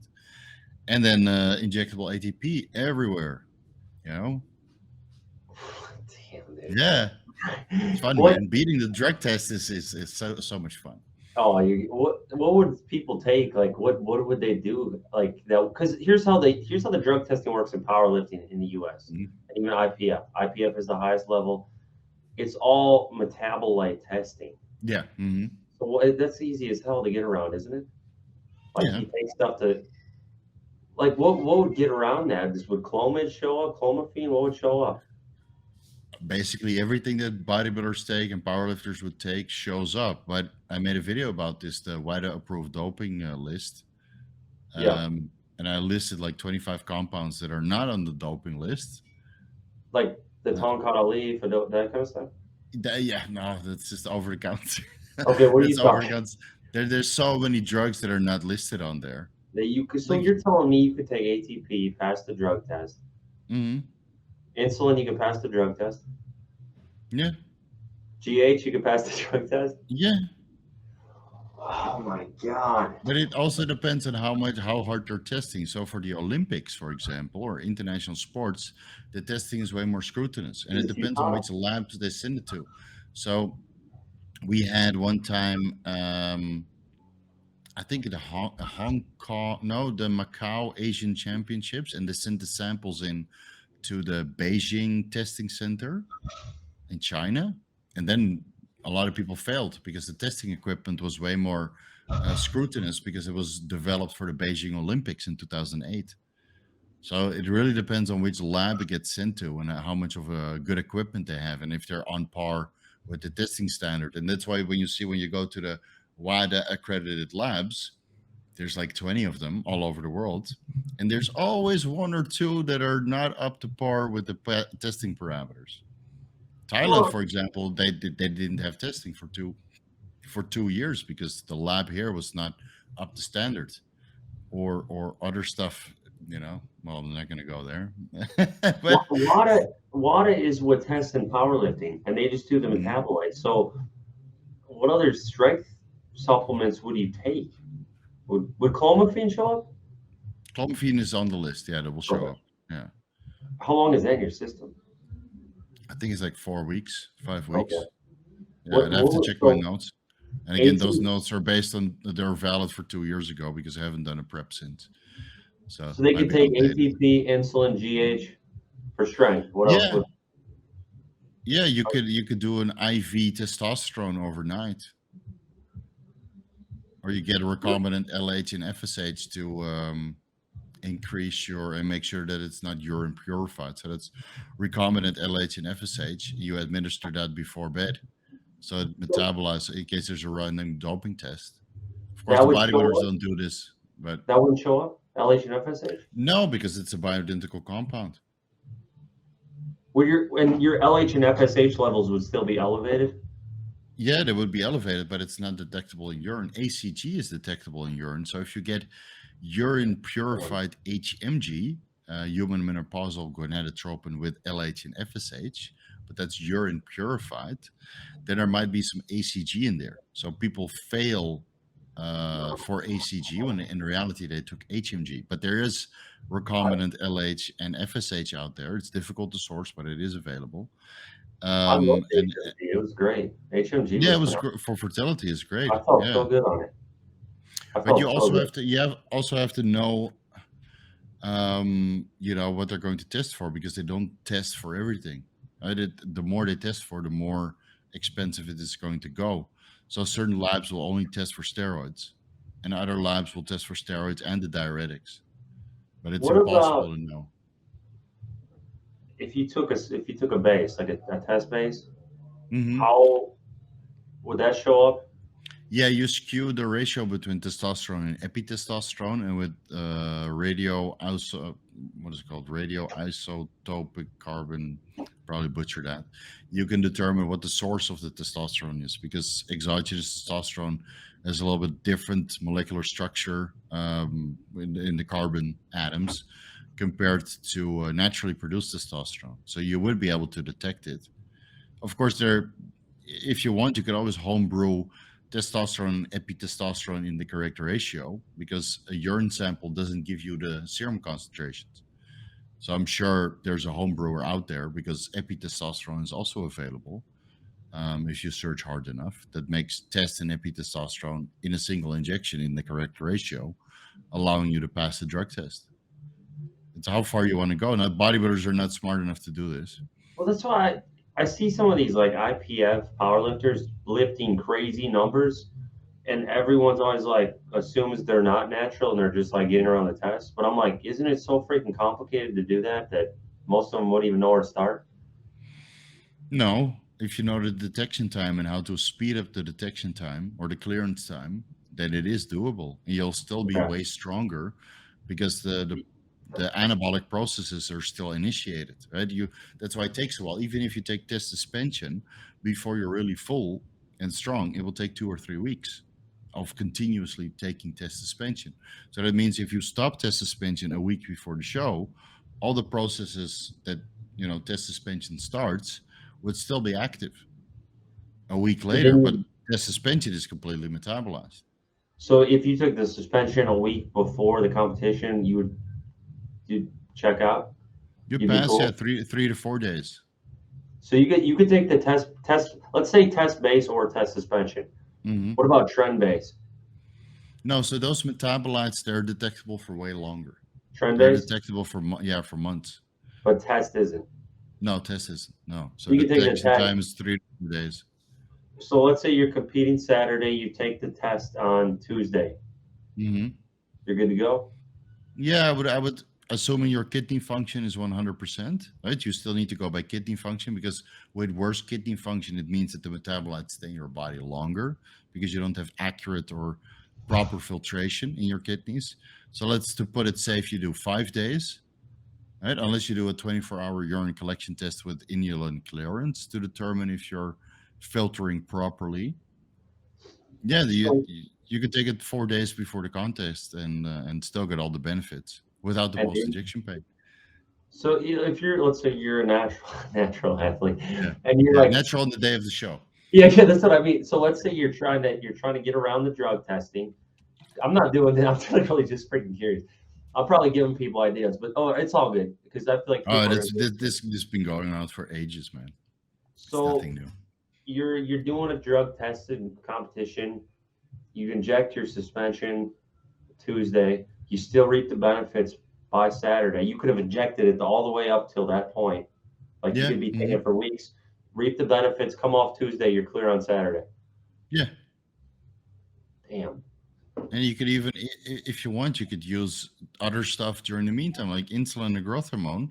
Like they have urine checks now where they go by the ratio between the molecular weight of growth hormone, because exogenous growth hormone is, what was it, 23 kilodaltons, and your body produces different kinds, like 22, 23, 24. So they check the ratio, similar to they check the ratio between testosterone and epitestosterone. But not all the labs have the testing equipment for that, or they don't test for it.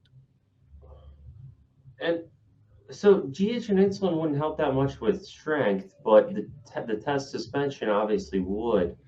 Well, the insulin, you would be able to, let's say you make a weight class, you use the suspension up until 4 days out, 5 days out to play it safe. Then you use insulin to load after you've made weight. So now you have bulk, you have strength on your frame.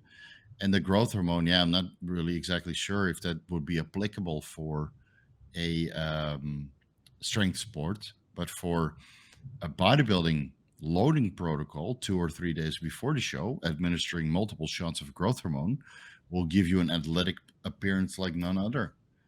It'll make you look very round. I have 2 questions on this, but so, and drug tested powerlifting, the weigh-in is 2 hours before, so that wouldn't work, but the test suspension would. What about SARMs? Do Those they are all have the a longer doping ones. extra time? Yeah. No, yeah, most of them have a 3-week. Some of them, I think SR9, no, GW1516, which is not a SARM, but classified as one. That has a detection time of 5 months. So the thing you'd really only be able to get away with would be like a suspension or Test suspension and some sort of HMG or LH and FSH. Growth What about- hormone, what about bioidentical stuff. test base. That's basis in oil. Yeah. Yeah, if you want to subject yourself to the inflammation, then, but yeah, you should be able to. Same thing? Okay. Yeah. And then, do you think, like, what are your opinions on like drug tested competition? Do you think there's validity to it, or do you think a lot of people are cheating? I think a lot of people are cheating. Yeah, well, I helped many of them. I think Really? the drug. This What? is so. This is like the hottest. That was my whole job. Here, this is why I'm talking about this. This is like the hottest topic on my YouTube channel. Like everyone's always like, fake natty. We don't believe this guy. That guy looks too jacked. We don't believe him. Like this is a big thing. So in powerlifting, there's a lot of skepticism around who's actually, because the problem in powerlifting, I'll tell you right now, real quick, that the numbers for drug tested are getting very close to the numbers for not drug tested, right? Oh. They're very, very close, very close. So people are very skeptical. So I don't know enough. I don't know if these guys have the knowledge to beat this stuff, or if they're actually just really good genetically. Like, I don't know. So it's a very touchy. It's a hot. Give me a call. So the powerlifting give me a call. I'm gonna raise all the powerlifting, the natty PRs to the drug tested PRs. Your phone's gonna be going off the hook next. Yeah. I'll be able to help. Yeah, a little bit. Yeah, I have to brush up a little bit on my on the latest knowledge. My cat is going crazy. So you know, Um, in like we can't hear her. It's all good. yeah. In like bodybuilding, so like drug tested bodybuilding, it's a sham. No, so it's not look at it this way. So the world championships and some of those similar competitions, they're sponsored by the government of multiple countries. So it's like a mini Olympics. It's it's it's a government sponsored sport, so that means that athletes and federations, they all get paid depending on how they perform. So the drug testing needs to be there in order for it to be or seem legitimate, right? Now, with or without drugs, in my opinion, it's all legitimate. Right? It's a fucking bodybuilding, Yeah, you know, yeah. and same with powerlifting. Anything goes. The lift is what matters. Now, you know, for powerlifting meets the natties wanted to compete with the natties, so you have a separate federation for that. And it's right. There's probably not so much money to go around, but at the world championships, there's a fuckload of money that goes into it. Insane money. Like my wife made $35,000 every time she won the world championships. You Wow. know, that's way more than the Olympia. So, and sometimes she would compete in two classes. You know, so there's a lot of money that goes into it. So the government pays the national team to select athletes. They hold a local nationals. They select athletes, the winners from that. Then they're all flown abroad for the Asian championships or the Europe championships. That costs money, but when they win, the government pays them based on their medals, and they pay the federation based on the medals. So the drug testing is there to make it seem legitimate. Right? It's a clean sport, and that's why the government can pay for the prize money and the federations and that kind of stuff. In reality, only junior fitness is natural, and everybody else is using something. And depending on the class, they might use more or less. So bikini girls generally don't use as much compared to the open bodybuilders. The open bodybuilders is just and I'm gonna be honest with five random doping tests or maybe 10 at the world championships, but with 400 athletes, guess how many are just going to say fuck it, I'm gonna go all in and risk the one in well, a 10 in 400, so that's 1 in 40 chance that I get doping tested. So It's like rolling the dice. most guys are just all in, but they have a tendency to test athletes that have been around for a while. Why So don't they people, test the top people only who win? Top test so the that top five. it's too expensive. But then Plus, instead of doing the random ones, like the random, like 1 in 40 chance, yeah, just test the random. So winner. five guys out of the whole show, or girls, 5 or 10 guys out of the whole show. If they test the top five, there would be no show. Oh man, you gotta be kidding me, bro. You There gotta would be be no kidding me. show. Like, well, how do they do it in powerlifting? That's random, also, right? Or they check the entire top five. I looked at the biggest meet in the U.S. and they did metabolite testing on like most of the top guys, but it's Okay. metabolite testing. So okay, let's say honestly, here's what's interesting. That meet, that the biggest meet in the U.S. that of the drug Mhm. tested Raw Nationals, there was one positive out of the whole freaking meet, and that was for a diuretic. Now, do you believe that? Yeah, yeah. I mean, No, doesn't that what? Why do you think more people aren't getting popped then? What's going on here? One guy got caught in the whole freaking meet at the biggest drug tested meet in the U.S. Raw Nationals. One guy. everybody has a price.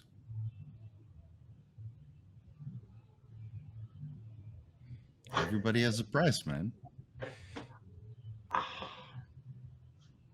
I It's just just there to keep up appearances. Now, I'm not saying that all officials are corrupt, but there are always corrupt officials out there that are willing to look the other way. it's such a hard And debate. those guys they deserve medals. Honestly, they deserve medals of their own because they keep the sport going.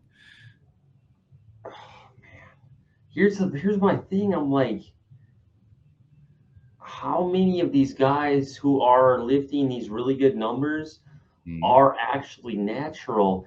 And do we look at physique? Is that a reasonable factor, or No, no, because it's a strength sport, so you can't go by physique.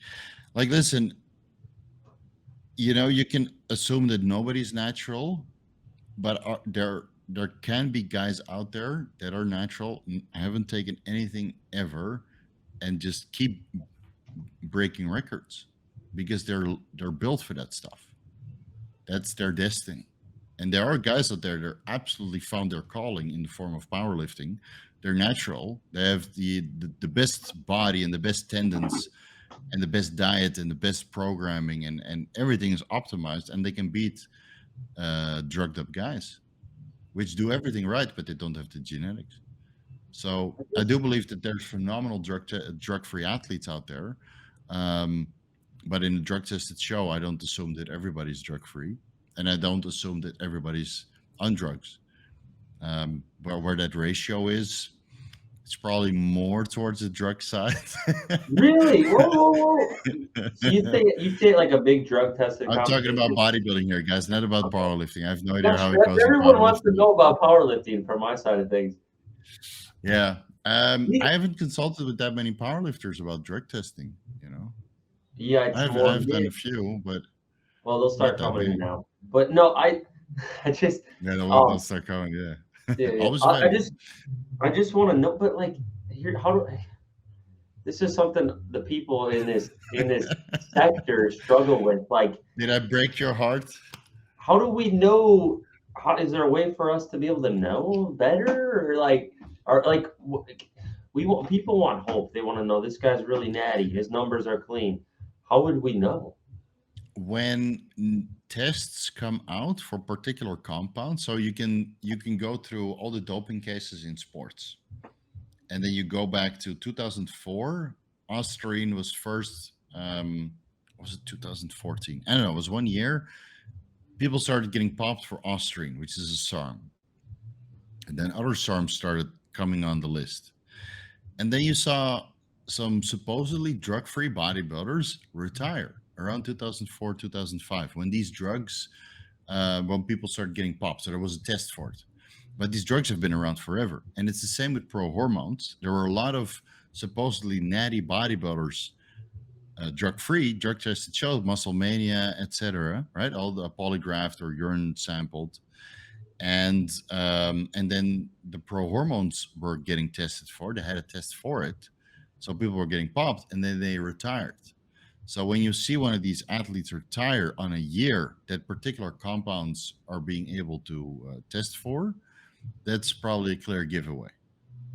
Huh? And you know Interesting. exactly what he was using. Yeah. So you can go by the Olympics doping cases in sports, predominantly the Olympics, where the best testing is taking place. They don't do football, they don't do baseball. It's not scrutinous at all. But Olympics is super scrutinous because it's international, and hundreds of countries are involved, or tens of countries are involved. So when you start seeing new drugs pop up that have anabolic properties, like the meldonium, for example, for that Russian tennis player, and you see a lot of people retire because they were relying on that stuff. It was not on the doping list before. There was no test for it. They were What, popping meldonium left and right. what about And now testosterone now? Terkestrone will be on the list 100%. Yeah, that's what I thought. And now it's not. No, now it's not. So now you can take it. Yeah. Load Dude, up, when you boys. look at the molecule, it looks like a freaking steroid. So, That's what I'm and it saying. How works is that legalized? because they don't have a test for it. So you see that go back to the WADA prohibited list, and then you go back 5 years. It says SARMs banned, and then the year later, SARMs, for example, Ostarine and YK11, and then SARMs, Ostarine, RADs, S4. It's how they keep expanding. That means there's a test for it. Then you check the doping cases, and then you see that more this similar the SARMs that they listed, now people get popped for. But before that, they didn't list it. People didn't get popped for it. So you can kind of go by what's on the doping list and what people are getting popped for to see what still is still able to be used. And nowadays everything's on there, but there's like 5 different SARMs which are not on the list. Nobody's getting popped for those with weird numbers. So those technically you should probably be able to use.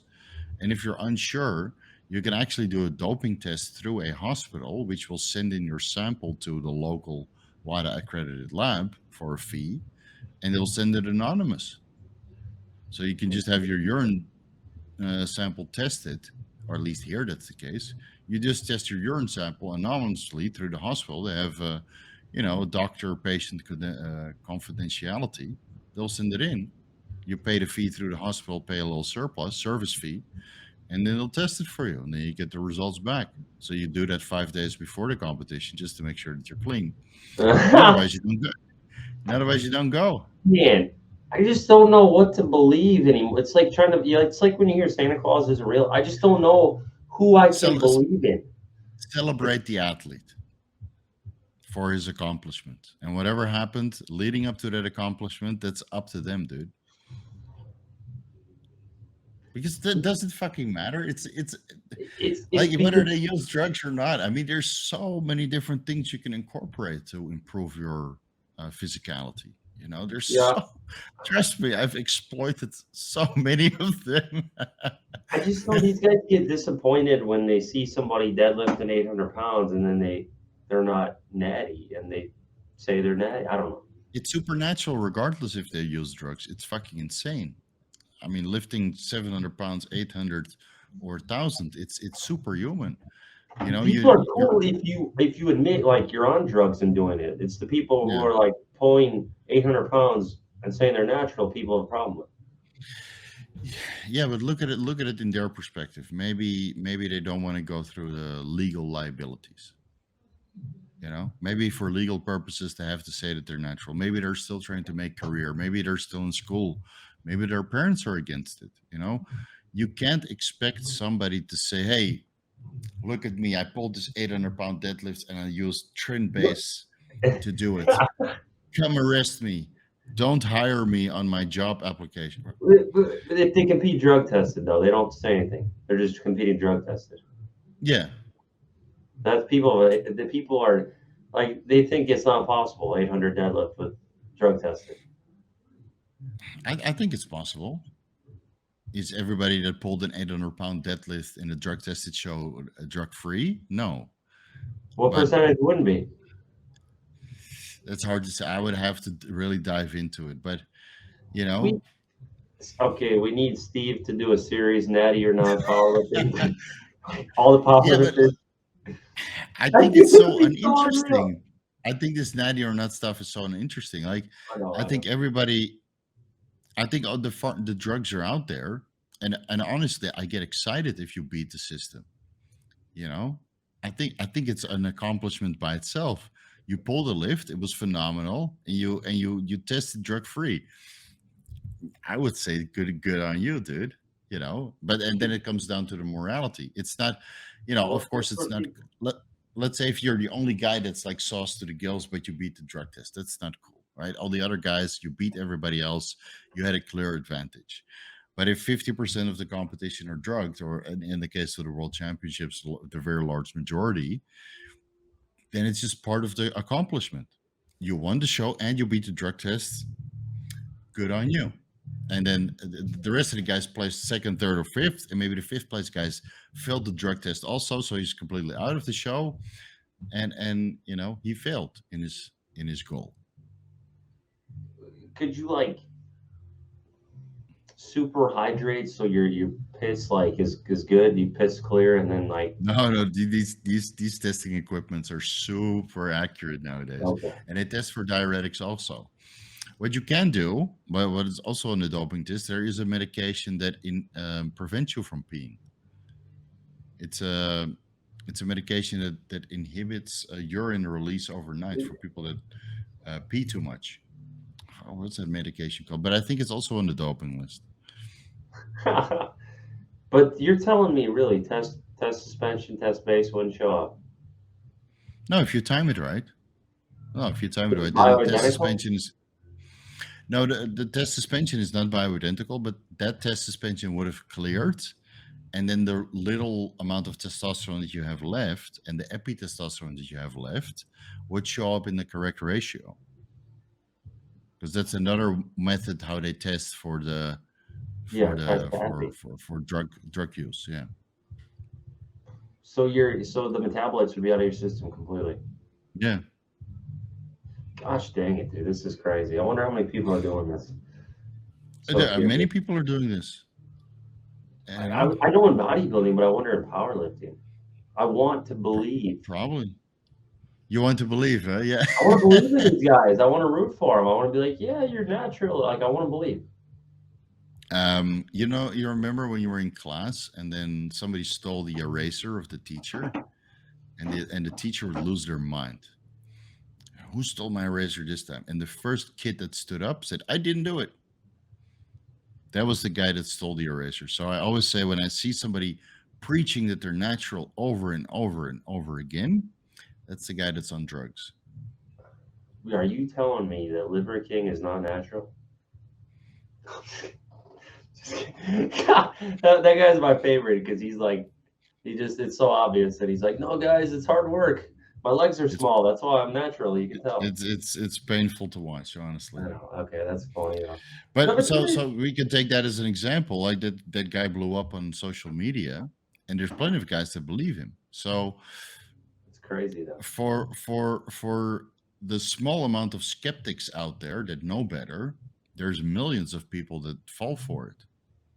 And that, I feel, that's more alarming. The people that actually fall for it, that empowers these guys that lie about their drug use. But then again, I've been open and transparent about what I take, and then there's also people that don't believe me. People don't believe that I'm, off cycle now. So you can't ever win. Is there any kind of like blood work you could get done to prove your natural status? I tried with Derek to go through Thomas DeLauer's blood work before they had their podcast. And we went for hours on his blood work. And we couldn't find anything. On that blood work that he showed Derek, that he had a podcast with, it looked like he was 100% natural. And that was multiple pages of blood work. So you don't think there's anything you can prove, or? With the drug testing, you can beat. So unless you have somebody live with you for 6 months and you have a home gym for them and you control their food and all of their supplements and they're not allowed to leave, lock them up. That's the only way, right? Oh my God. Lock them up and then see what happens. You give them the best training. You lock them into MI40 gym or oxygen gym, right? But they only can get food and supplements, no drugs. You see what happens in 6 months. Are they still strong? Are they still jacked? Are they still shredded? If they're still like that and they improve, okay, they're natural. They should get $1 million for beating that test, or more, maybe $10 million. But if they shrivel up and get half as strong, well, everybody knows what's up. And then still, there will be that one corruptible guy that sweeps the floors, or the floor manager or whatever. Say, hey, I'll pass you $100. Can you give me a bottle of D-ball? Yeah. So you can never win, man. That's why I don't take it too serious. I celebrate the accomplishments, no matter what division, or tested or not tested. It's you pull 800 pounds, fuck, man, good on you. Yeah. Even if it's 600 pounds, it's good on you. That's a good perspective. No, I like that perspective, though. That makes sense. I just, you want to believe there's some crazy stuff going on out there that people are doing without help. But I suppose we'll never truly know. No, that's between them and their potential dealer. Or their best friend. Their best friend that bought from the dealer, so there's no paper trail. Yeah. I really don't take it too serious anymore. It's just part of the sport, and there's always enough people willing to believe for the liar to lie. So I don't think we'll ever go away. It's disappointing. Yeah, it is. Yeah, like if you're hardcore natural and you really look up to these guys, and then at one point, you really want to follow in their footsteps. You don't take drugs, and you keep grinding and grinding and grinding, and it's just not happening. And then you find out that the guy that told you to stay natural is not natural. Yeah, that would be heartbreaking. And that's what a lot of guys feel. So I hear it all the time. Yeah. They it's crazy to me that in like American football, Mhm. people still think they're like natural when no one pops. I was getting like they told me to try out for the college team, which is a pretty big Mhm. deal. No one ever pops in college, and I was like, I'm No, on Tren though, and they're like, don't worry about it. They said I was on Tren. They're like, don't worry about it. no. That's I've literally what they done told me. I've done consultations with guys that are in college about the drug test, Yeah. and I asked them, ask the seniors, how did it go? And then you get the information back, and it's no big deal. They were using pro hormones and this and that, and they get tested, and it just gets thrown away. It's just to Yep. keep up appearances. Or to have a little talk with the coach and said, hey, yeah, they found something, but this is your career. We're going to sweep it under the rug. Gosh, man. So the main things though would really be like the thing that would have the lowest, shortest half life would be test based. That suspension. There's nothing else. Like Turinabol is too long. No, all of the steroids in the clear. I mean, maybe there's some designer steroids out there that, or new SARMs that don't have a test for it yet, but most of the steroids are detected. Yeah, there's nothing new. So then you're dependent on the clearance time or making friends with somebody who can, help you out. So basically, so if the people are cheating, they're using like test based. Yeah, or they're passing a sample from their friend who's drug free, and then the doping officer looks the other way, or they use a Oh, stunt cock. mercy.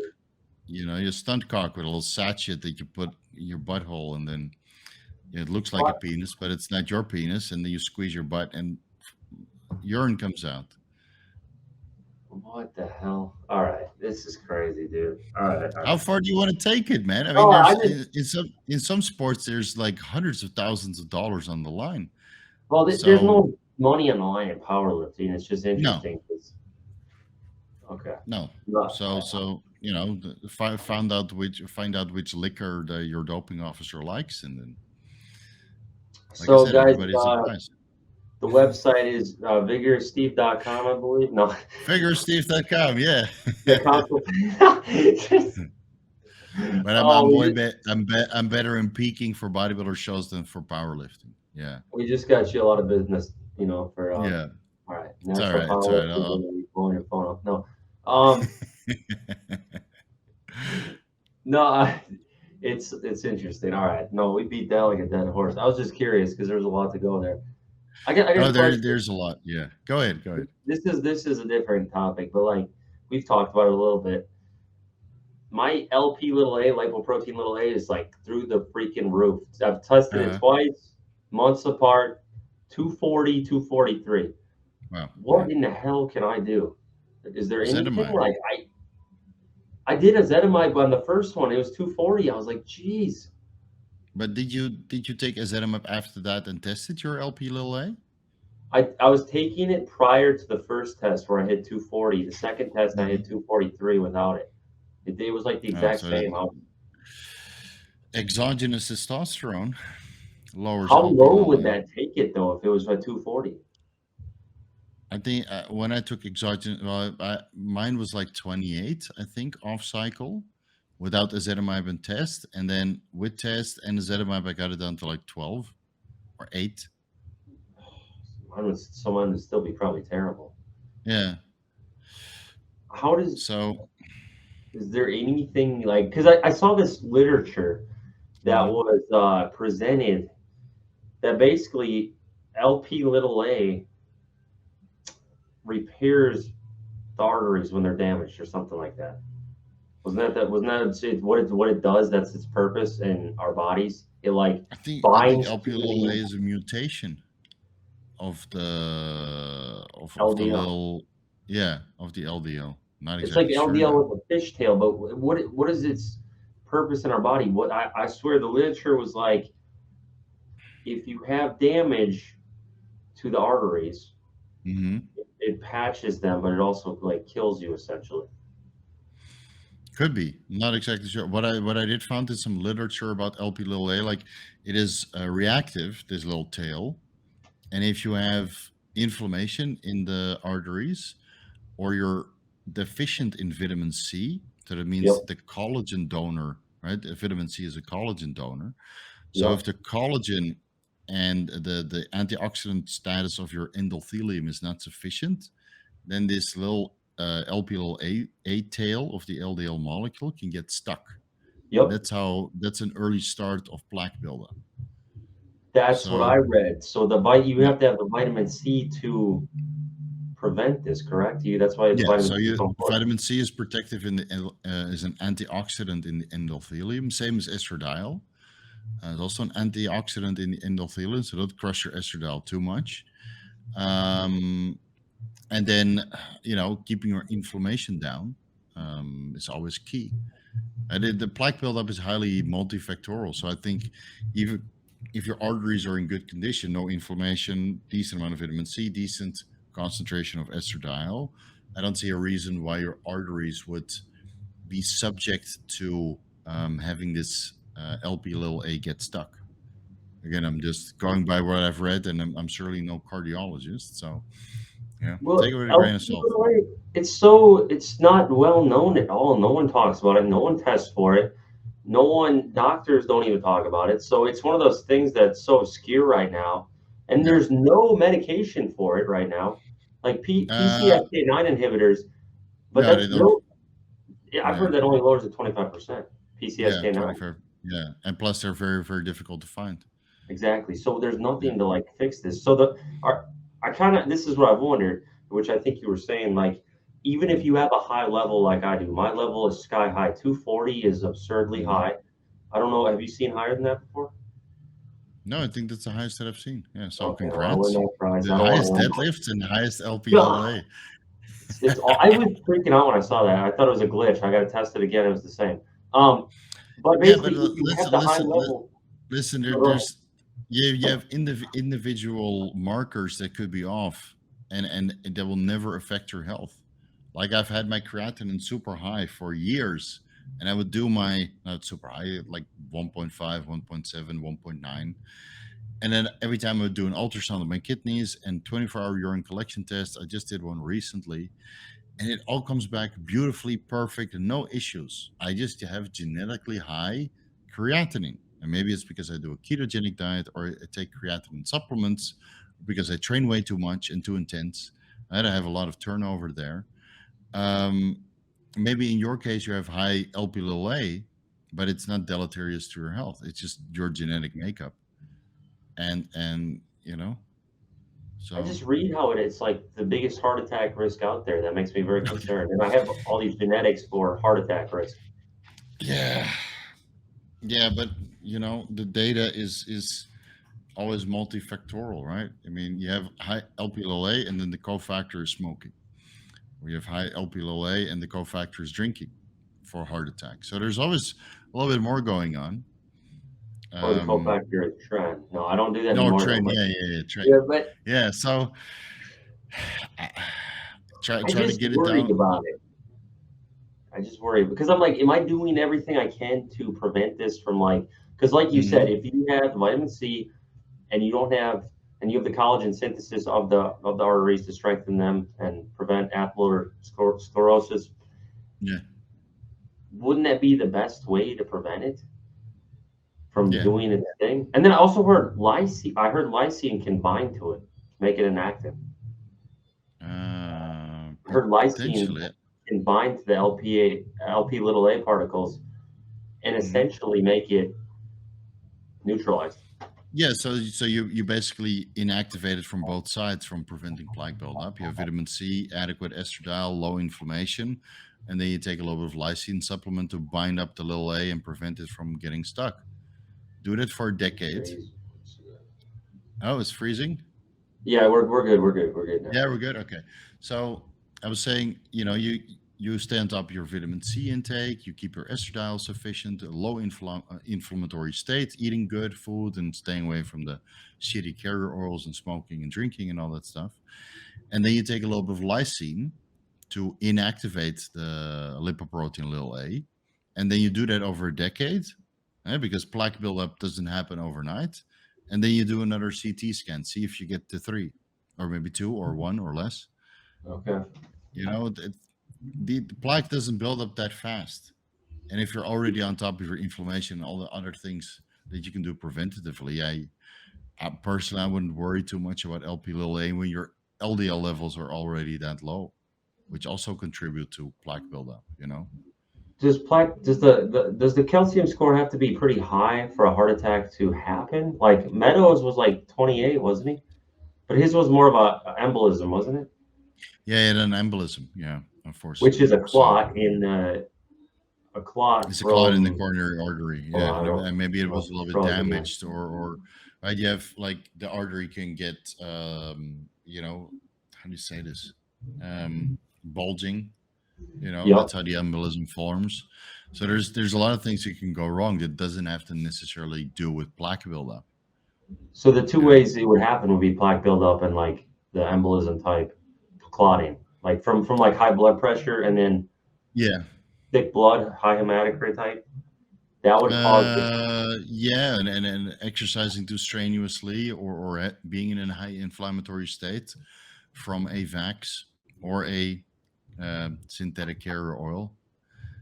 Right. So there's so much things that can go wrong. So I think, like, if you're a hypochondriac, the best thing you can do is just stay on top of everything.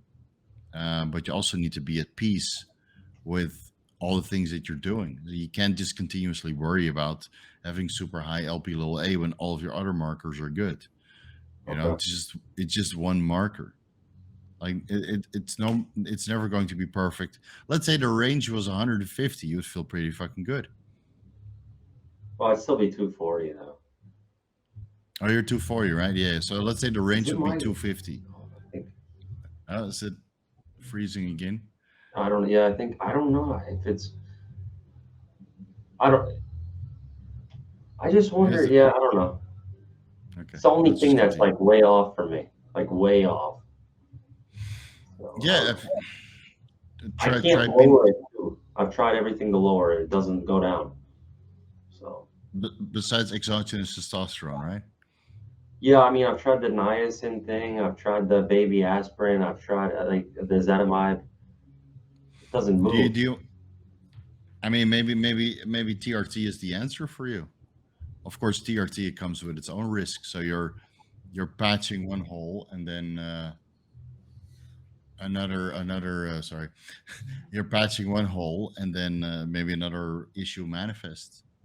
Yeah, I guess that makes sense though. Like the vitamin C, take care of that. Take care of the Mhm. inflammation, all the things.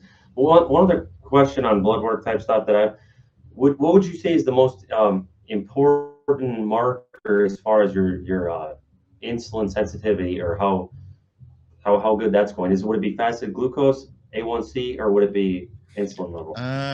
You can go by fasted insulin. Fasted insulin in the morning to see where your insulin levels are at when you wake up without any food. If those are in range, you'll probably have good insulin sensitivity. But if you notice that those are going up and your cortisol is normal, then you're probably losing insulin sensitivity. Now, with glucose, that might still be in range, but you're producing more insulin to push the glucose away. If your cortisol levels are high, your glucose levels are going to be higher as well because cortisol releases glucose from the liver, resulting in more insulin secretion.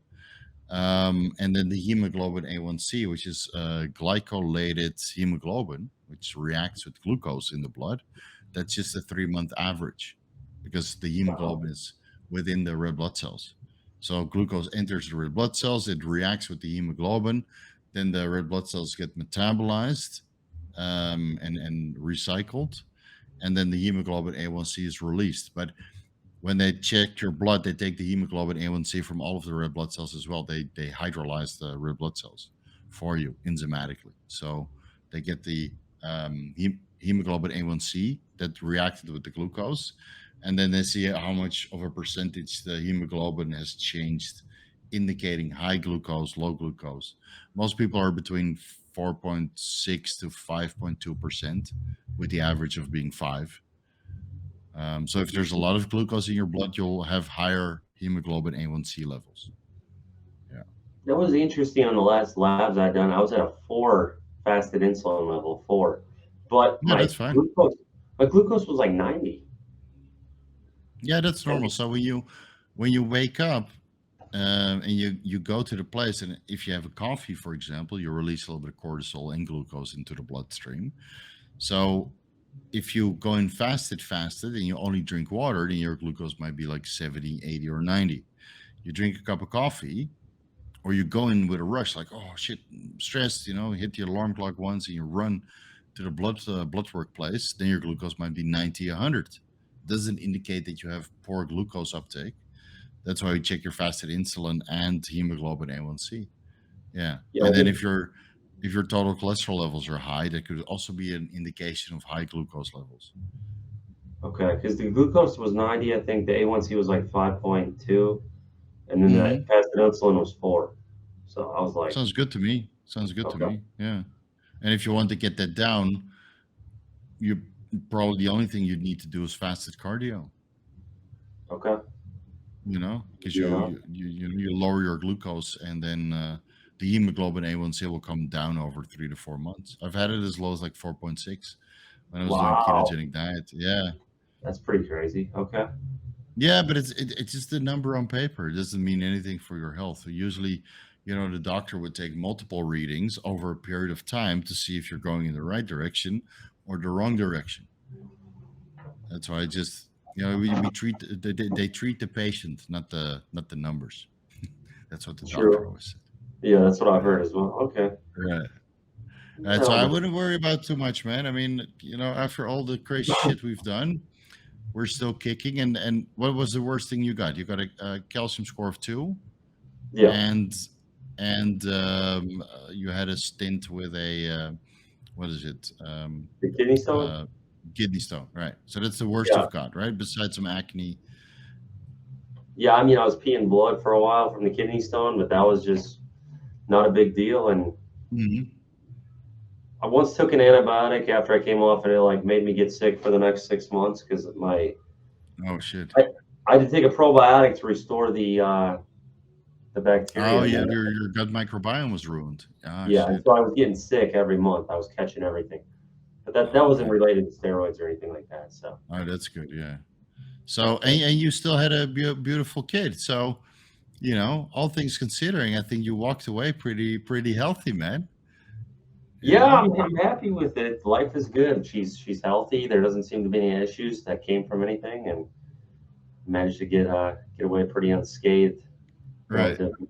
So it's Plus, all you're good. still young, so I think as long as you manage your health going forward, I don't think there's going to be any long-term issues for you, man. And I don't expect the same. I mean, the worst I've had was, fucked up liver markers and non-alcoholic fatty liver disease, which I was able to fix.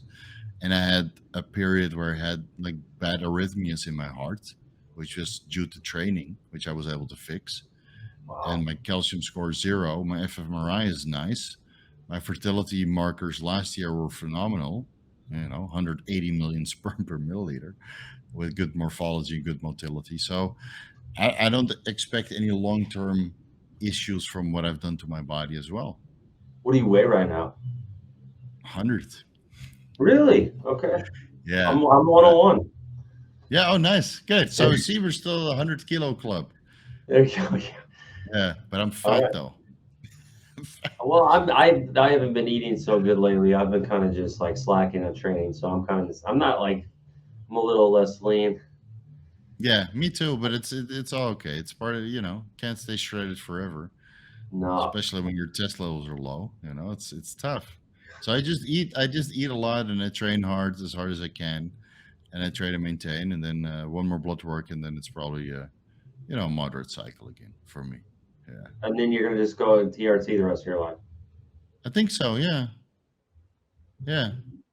And as far as your training, like, are you still training? I know you said you made that video. You're not training as hard because it was like, So yeah, I'm trying not to train so hard to stay cognitive, but now that my buddy is here, he keeps encouraging me. It's less reps in reserve lately, so I'm pushing a little bit harder, but I'm doing my best to keep a lid on it. Yeah, it's certainly not as intense as before, where we just one more rep, one more rep, and just keep grinding and grinding and grinding until the wheels fall off. So I don't do that anymore, but I mean, I'm a little bit worried that if I go back on cycle, that it will slowly creep back up to that kind of behavior, which I do love. You know, in that moment, I absolutely love it. But then I kind of ruin the rest of my day. Well, So, and the mental clarity is gone. And then I swear to you, I took roughly the last month off training. Like I barely trained. I did like oh, maybe really? I'd go in and do Mm. like one rep of bench heavy and I'd leave. And I would do that. I wouldn't train for 2 weeks. And I needed a mental break. I hadn't taken one in 16 years. But what I Right. noticed was my testosterone, I feel like just blew up from not training because I think the Yeah. stress of training was keeping it low. And I swear now I'm like, I feel like I'm in the fives. Like it feels back from Yeah. not No, training. I had the same thing last year. Yeah, I took a month or 6 weeks off, and then my libido was better. I was way more Yeah. calm, and like when we talked, I felt at peace. You know, I think training like at our level, even if it's a step back from what we used to do, there's a lot of oxidative stress and neurological fatigue, and it just makes you kind of dumb. But it's so fun to do. I know. I'm trying to find a balance because, like, I have my days are jam packed every day with clients, the Mhm. gym, online clients, because I still have a bunch of online clients, and then YouTube. So it's like I haven't had time to train. And now I'm kind of like thinking, I'm like trying to come up with new goals. And if I could narrow it down to like 3, 4 exercises I'm focusing on, that's it. I Yeah, train 4 exercises a couple days a week and I'm done. I could do yeah, that and still be productive and not have all these side effects from training hard all the time. So I right. was thinking, I'm like, I'll push deadlift, I'll push chin ups, I'll push good mornings, and I'm going to try to like get my mile time as low as possible for cardiovascular health. And it's Yeah. something fun I haven't done, and I haven't Yeah, ran in 10 years. Over 10 right. years, I Oh, ran. really? So I was like, I Oh, want to get wow. my mile time as low as possible and do that as a Yeah. goal. So I'm like Start going to start focus with on the eating. elliptical. Start with the elliptical. It's good to build up your endurance, but it doesn't destroy your joints like running. Well, I figure if I just keep it to a mile, it won't be that much damage because it's not that Yeah. time consuming and it's not far. So today I did like 9:24 is my first time, and I was actually Mm, doing pretty well. But that's I'm just good. going to focus on these things, and that way I can still be productive with coaching and YouTube and all that. Otherwise, it Right. gets out of hand where I'm in the gym for 4 hours and I just kill my productivity. Yeah, and then you're fucked for the rest of the day. Yeah, I know. It's very very difficult. It's very difficult to let go of trying to be an athlete and then focus more on business. But I think at one point we all have to go that route. So I'm trying to balance it the best way I can. I go to the gym 4 or 5 times a week now, and I just try not to train to failure anymore. So I do lift heavy weights, but it's 2, 3, 4 reps short of failure, reps in reserve, and then I still follow a workout of about an hour, 15 minutes, hour and a half. Yeah, give or take. You just And don't then want it to be sometimes, like out of hand. The time. yeah, Like it still takes long, and then going to the gym and the pre-workout ritual and the post-workout meal, and it takes 3 hours out of my day. But fuck, man, I can't sit at home all day. I'll go crazy. I'm with you. If I didn't come to the gym, even like not training, just being at the gym, it helps my mental, Exactly. Yeah, acuity so much more.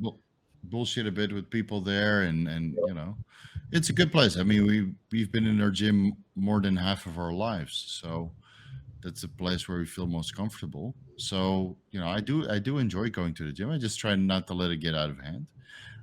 Even though if I if Luna, the some of those cryptocurrencies ever moons to like $1 million, I'm gonna take a whole year just to train and not work. I've been in crypto and I'm getting slaughtered right now, but I just have It's Bitcoin tough, and Ethereum. That's all I have. And but you know keep it what there. they're doing. Yeah, I'll keep it sit there. on it, but it's Yes, hard to look at right now and see your portfolio down like 50%. But it's a 4-year investment. yeah, Cryptocurrency is always a 4-year investment, unless you invest in altcoins like Luna, for example, that just went to zero basically.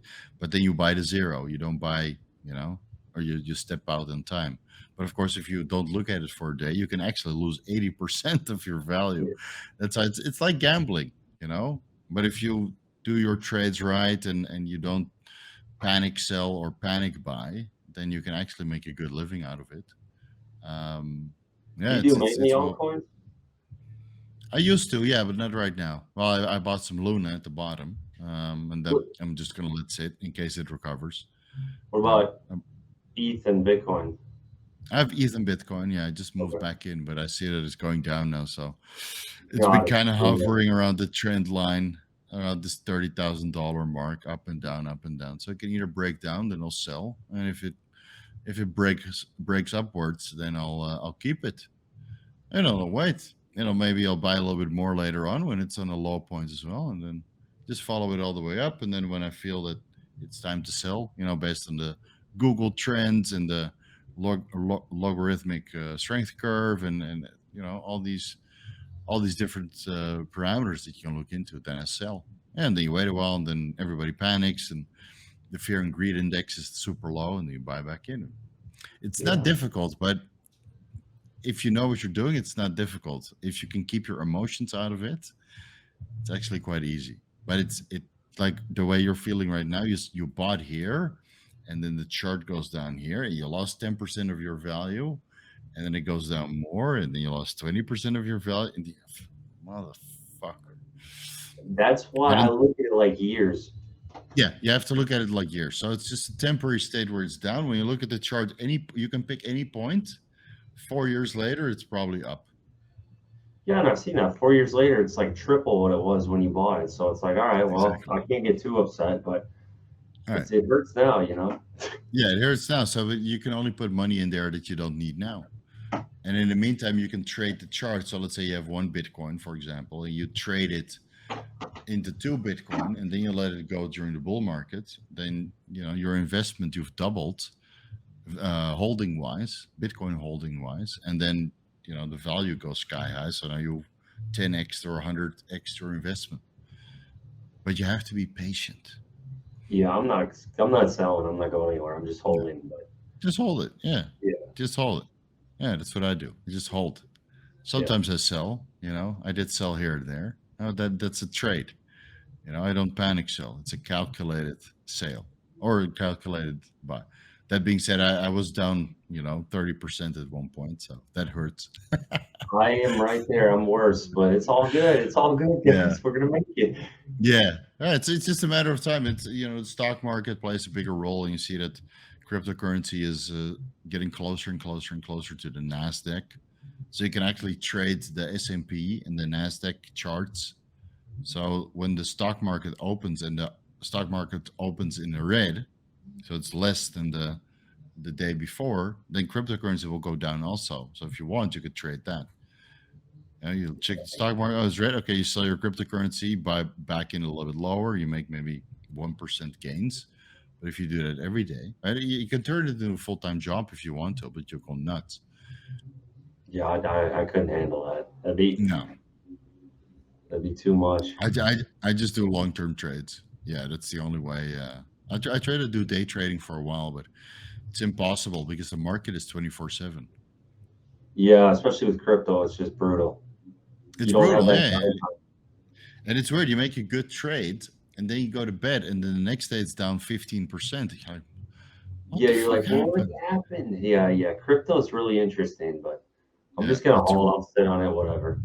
yeah, just hold it, and one day it will pay off, but just like any other investment. But I think a lot of people in the cryptocurrency space, they're greedy, and they want results now, and then they say, oh, that's, and then the chart goes down, and they see that they're down 5%, and they sell with a loss. But you don't have to sell. You only lose money if you sell at a Yep. loss. It's called unrealized losses. So until you sell, they're unrealized, and when you sell, they're realized. So like right now, I have Bitcoin. If the value goes down, I still have the same amount of Bitcoin. I can just sell them for less, but I'm not selling, so I'm not worried. That's how I What am. I can do is the extra $100 that I made today, I can buy more Bitcoin at a discount. There you go. I like the way you look at it. Glass half Yeah, full. exactly. So everybody now is panicking. Oh, Bitcoin went down to 2007 or $27,000. Great, I'll be waiting there to buy a little bit more, and then Yeah. I'll buy a little bit more at 29,000. And if it goes lower to 25, I'll buy a little bit more.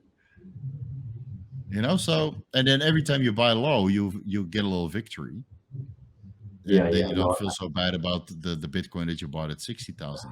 I know. I definitely did. I bought some all good though. If it gets to 120 someday, I'm gonna be cool. I'm gonna be like, whatever. It's not a big deal. Right. So So just wait for 4 years because now it looks like we're just getting into that slump of a bear market. So there is not going to be so much of a trade, and most of the altcoins will probably bleed out against Bitcoin or Ethereum. So that's all I do: Bitcoin, Ethereum, and well, I bought some Luna on the way on the lowest possible amount. So I got a couple million Luna, and if that ever recovers, then then it was a good trade. And if it doesn't recover, then I lost a couple decent amount of money, big deal. but it's money I can trade back with Ethereum or Bitcoin. It's a calculated risk. It's at least it's if Luna goes to zero tomorrow, I'll feel bad, but it's not going to make a dent in my financial situation. Yeah, Let's you're not put like that. stressing too much. No, Well, it would just like, okay, you write it off as experience, even though for some people it will be considered a lot of money. now one last question before I go. Like, I gotta. Yeah. Is your family still in the Netherlands? Yeah. Yeah. Is that We hard on sky. you? 'Cause, like being away from everybody. Oh, honestly, I like it this way. You like? Because so you guys, it's just, man, I'd have a hard time. My family's like in a different state, so it's about 10 hours Mhm. away driving time, and I'm trying to get them to come down here. Yeah. We Do have a it. small family, so Yeah. So I've my parents divorced when I was like 15 years old, and then I have a sister, and my dad remarried. So I have a little brother and sister with my dad's second wife, and they're doing great. So I, I had a good relationship with my family, but it became better after I left to Thailand, and the communication that we had was over Skype or WhatsApp or whatever video conference program, Zoom, that we use nowadays. So you have that 1 hour every 2 weeks, 3 weeks that you really have an intense discussion, but I don't have the time that I can get annoyed. yeah. About little things. So when I do go back to Holland after 1 week, I'm like, oh, and I'm not the easiest person to be with. Ask my wife. I have my traits, but I think the relationship with my family became better after I left, and I can finally do what I want, and I'm more comfortable in my own skin, and I'm financially secure enough to send my dad money when he wants to go on holiday, or my mom or my sister. I just, where you want to go? Okay, transfer them some money. They go on holiday and they're happy. And I would never be able to accomplish that in Holland. I would just be a salary man, being a You have no slave to. taxes either. Sorry. You have taxes, man. I pay some taxes, but it's minuscule compared to. Yeah, I've got it set up good. I used to be a financial business consultant, so I've set it up very well for myself. Because if you're an expatriate out of the U.S., you still have to pay taxes. Like if I moved to Yeah, Dubai, if I moved to Thailand, I would still have to pay U.S. freaking taxes. yeah. That's when Sucks. you'll renounce your nationality. If I still had to pay taxes in Holland, I would renounce. I would just get a passport somewhere else. It's not bad. Yeah, I'm not going Yeah, anywhere. no, I Man, mean, it's scary to do that. I mean, it's having an exit policy like that. It's scary, and I had to do a lot of different things to really set it up for myself. But now that I'm here, it's if you know how to manage your money well, you can accomplish a lot. And personally, I don't really spend it. It's just investments, and then I give it away. That makes me happy now. So if my yeah, mom needs to go on holiday and she wants to go, I don't know, place XYZ, yeah, just say here's money for a ticket. Have fun. that's awesome. That's awesome. That's the dream right there. Yeah, it's certainly better than giving it to a government that's going to lock you up in your house and forces you to wear masks. Yep, I know all about that. Are you in now? Do you live in Bangkok? Yeah, Bangkok. Yeah, Okay, never yeah. been over there. I'll say that much. I've never been over there. Come over. It's Well, I fun. should. Be a Yeah, it's long fun. freaking flight, but Yeah, so I was thinking about coming to the States, and then every time I check the flights, 24 hours, 27 hours, two stopover of 6 hours. You're like, oh, I know that's the problem. You should yeah. go to Hawaii. See Hawaii. That's Hawaii, like yeah, halfway to the States. yeah. No, it sounds very appealing. It's maybe in 2 years, you know, when travel is a little bit easier. It's still a little bit restrictive. Yeah, I would love to travel again, man. I love traveling, but Dude, it's a bit of a nightmare right now. you guys see Hawaii, I'm telling you. Yeah, That's I'll keep it. that on my itinerary for sure. That's in the States and it's halfway. You don't have to go like the full to the mainland. You can just Mhm. go to the islands. So I don't know. I love it there, man. Yeah, I would. I think it would be a good trip to go to Hawaii and then just pass straight onwards to California because I would like to see, go to Las Vegas and see the Olympia at one point because I've Yeah, never been, and I think at this point my channel is big enough to do some collaborations while I'm there, yeah, meet some people from the industry. So it's a no-brainer for me to make a trip at one point. Is that this year? Not sure. Maybe next year. It's let's see. But at one point, I should get my ass to the States. That's for sure. yeah, Say yeah. hi to everybody there. Yeah, It'd be fun. It'd be fun to see it and everything. yeah, yeah. I would love to see it, man. It's sounds like a good idea to me. Yeah, and of course, everybody's always welcome to join me here.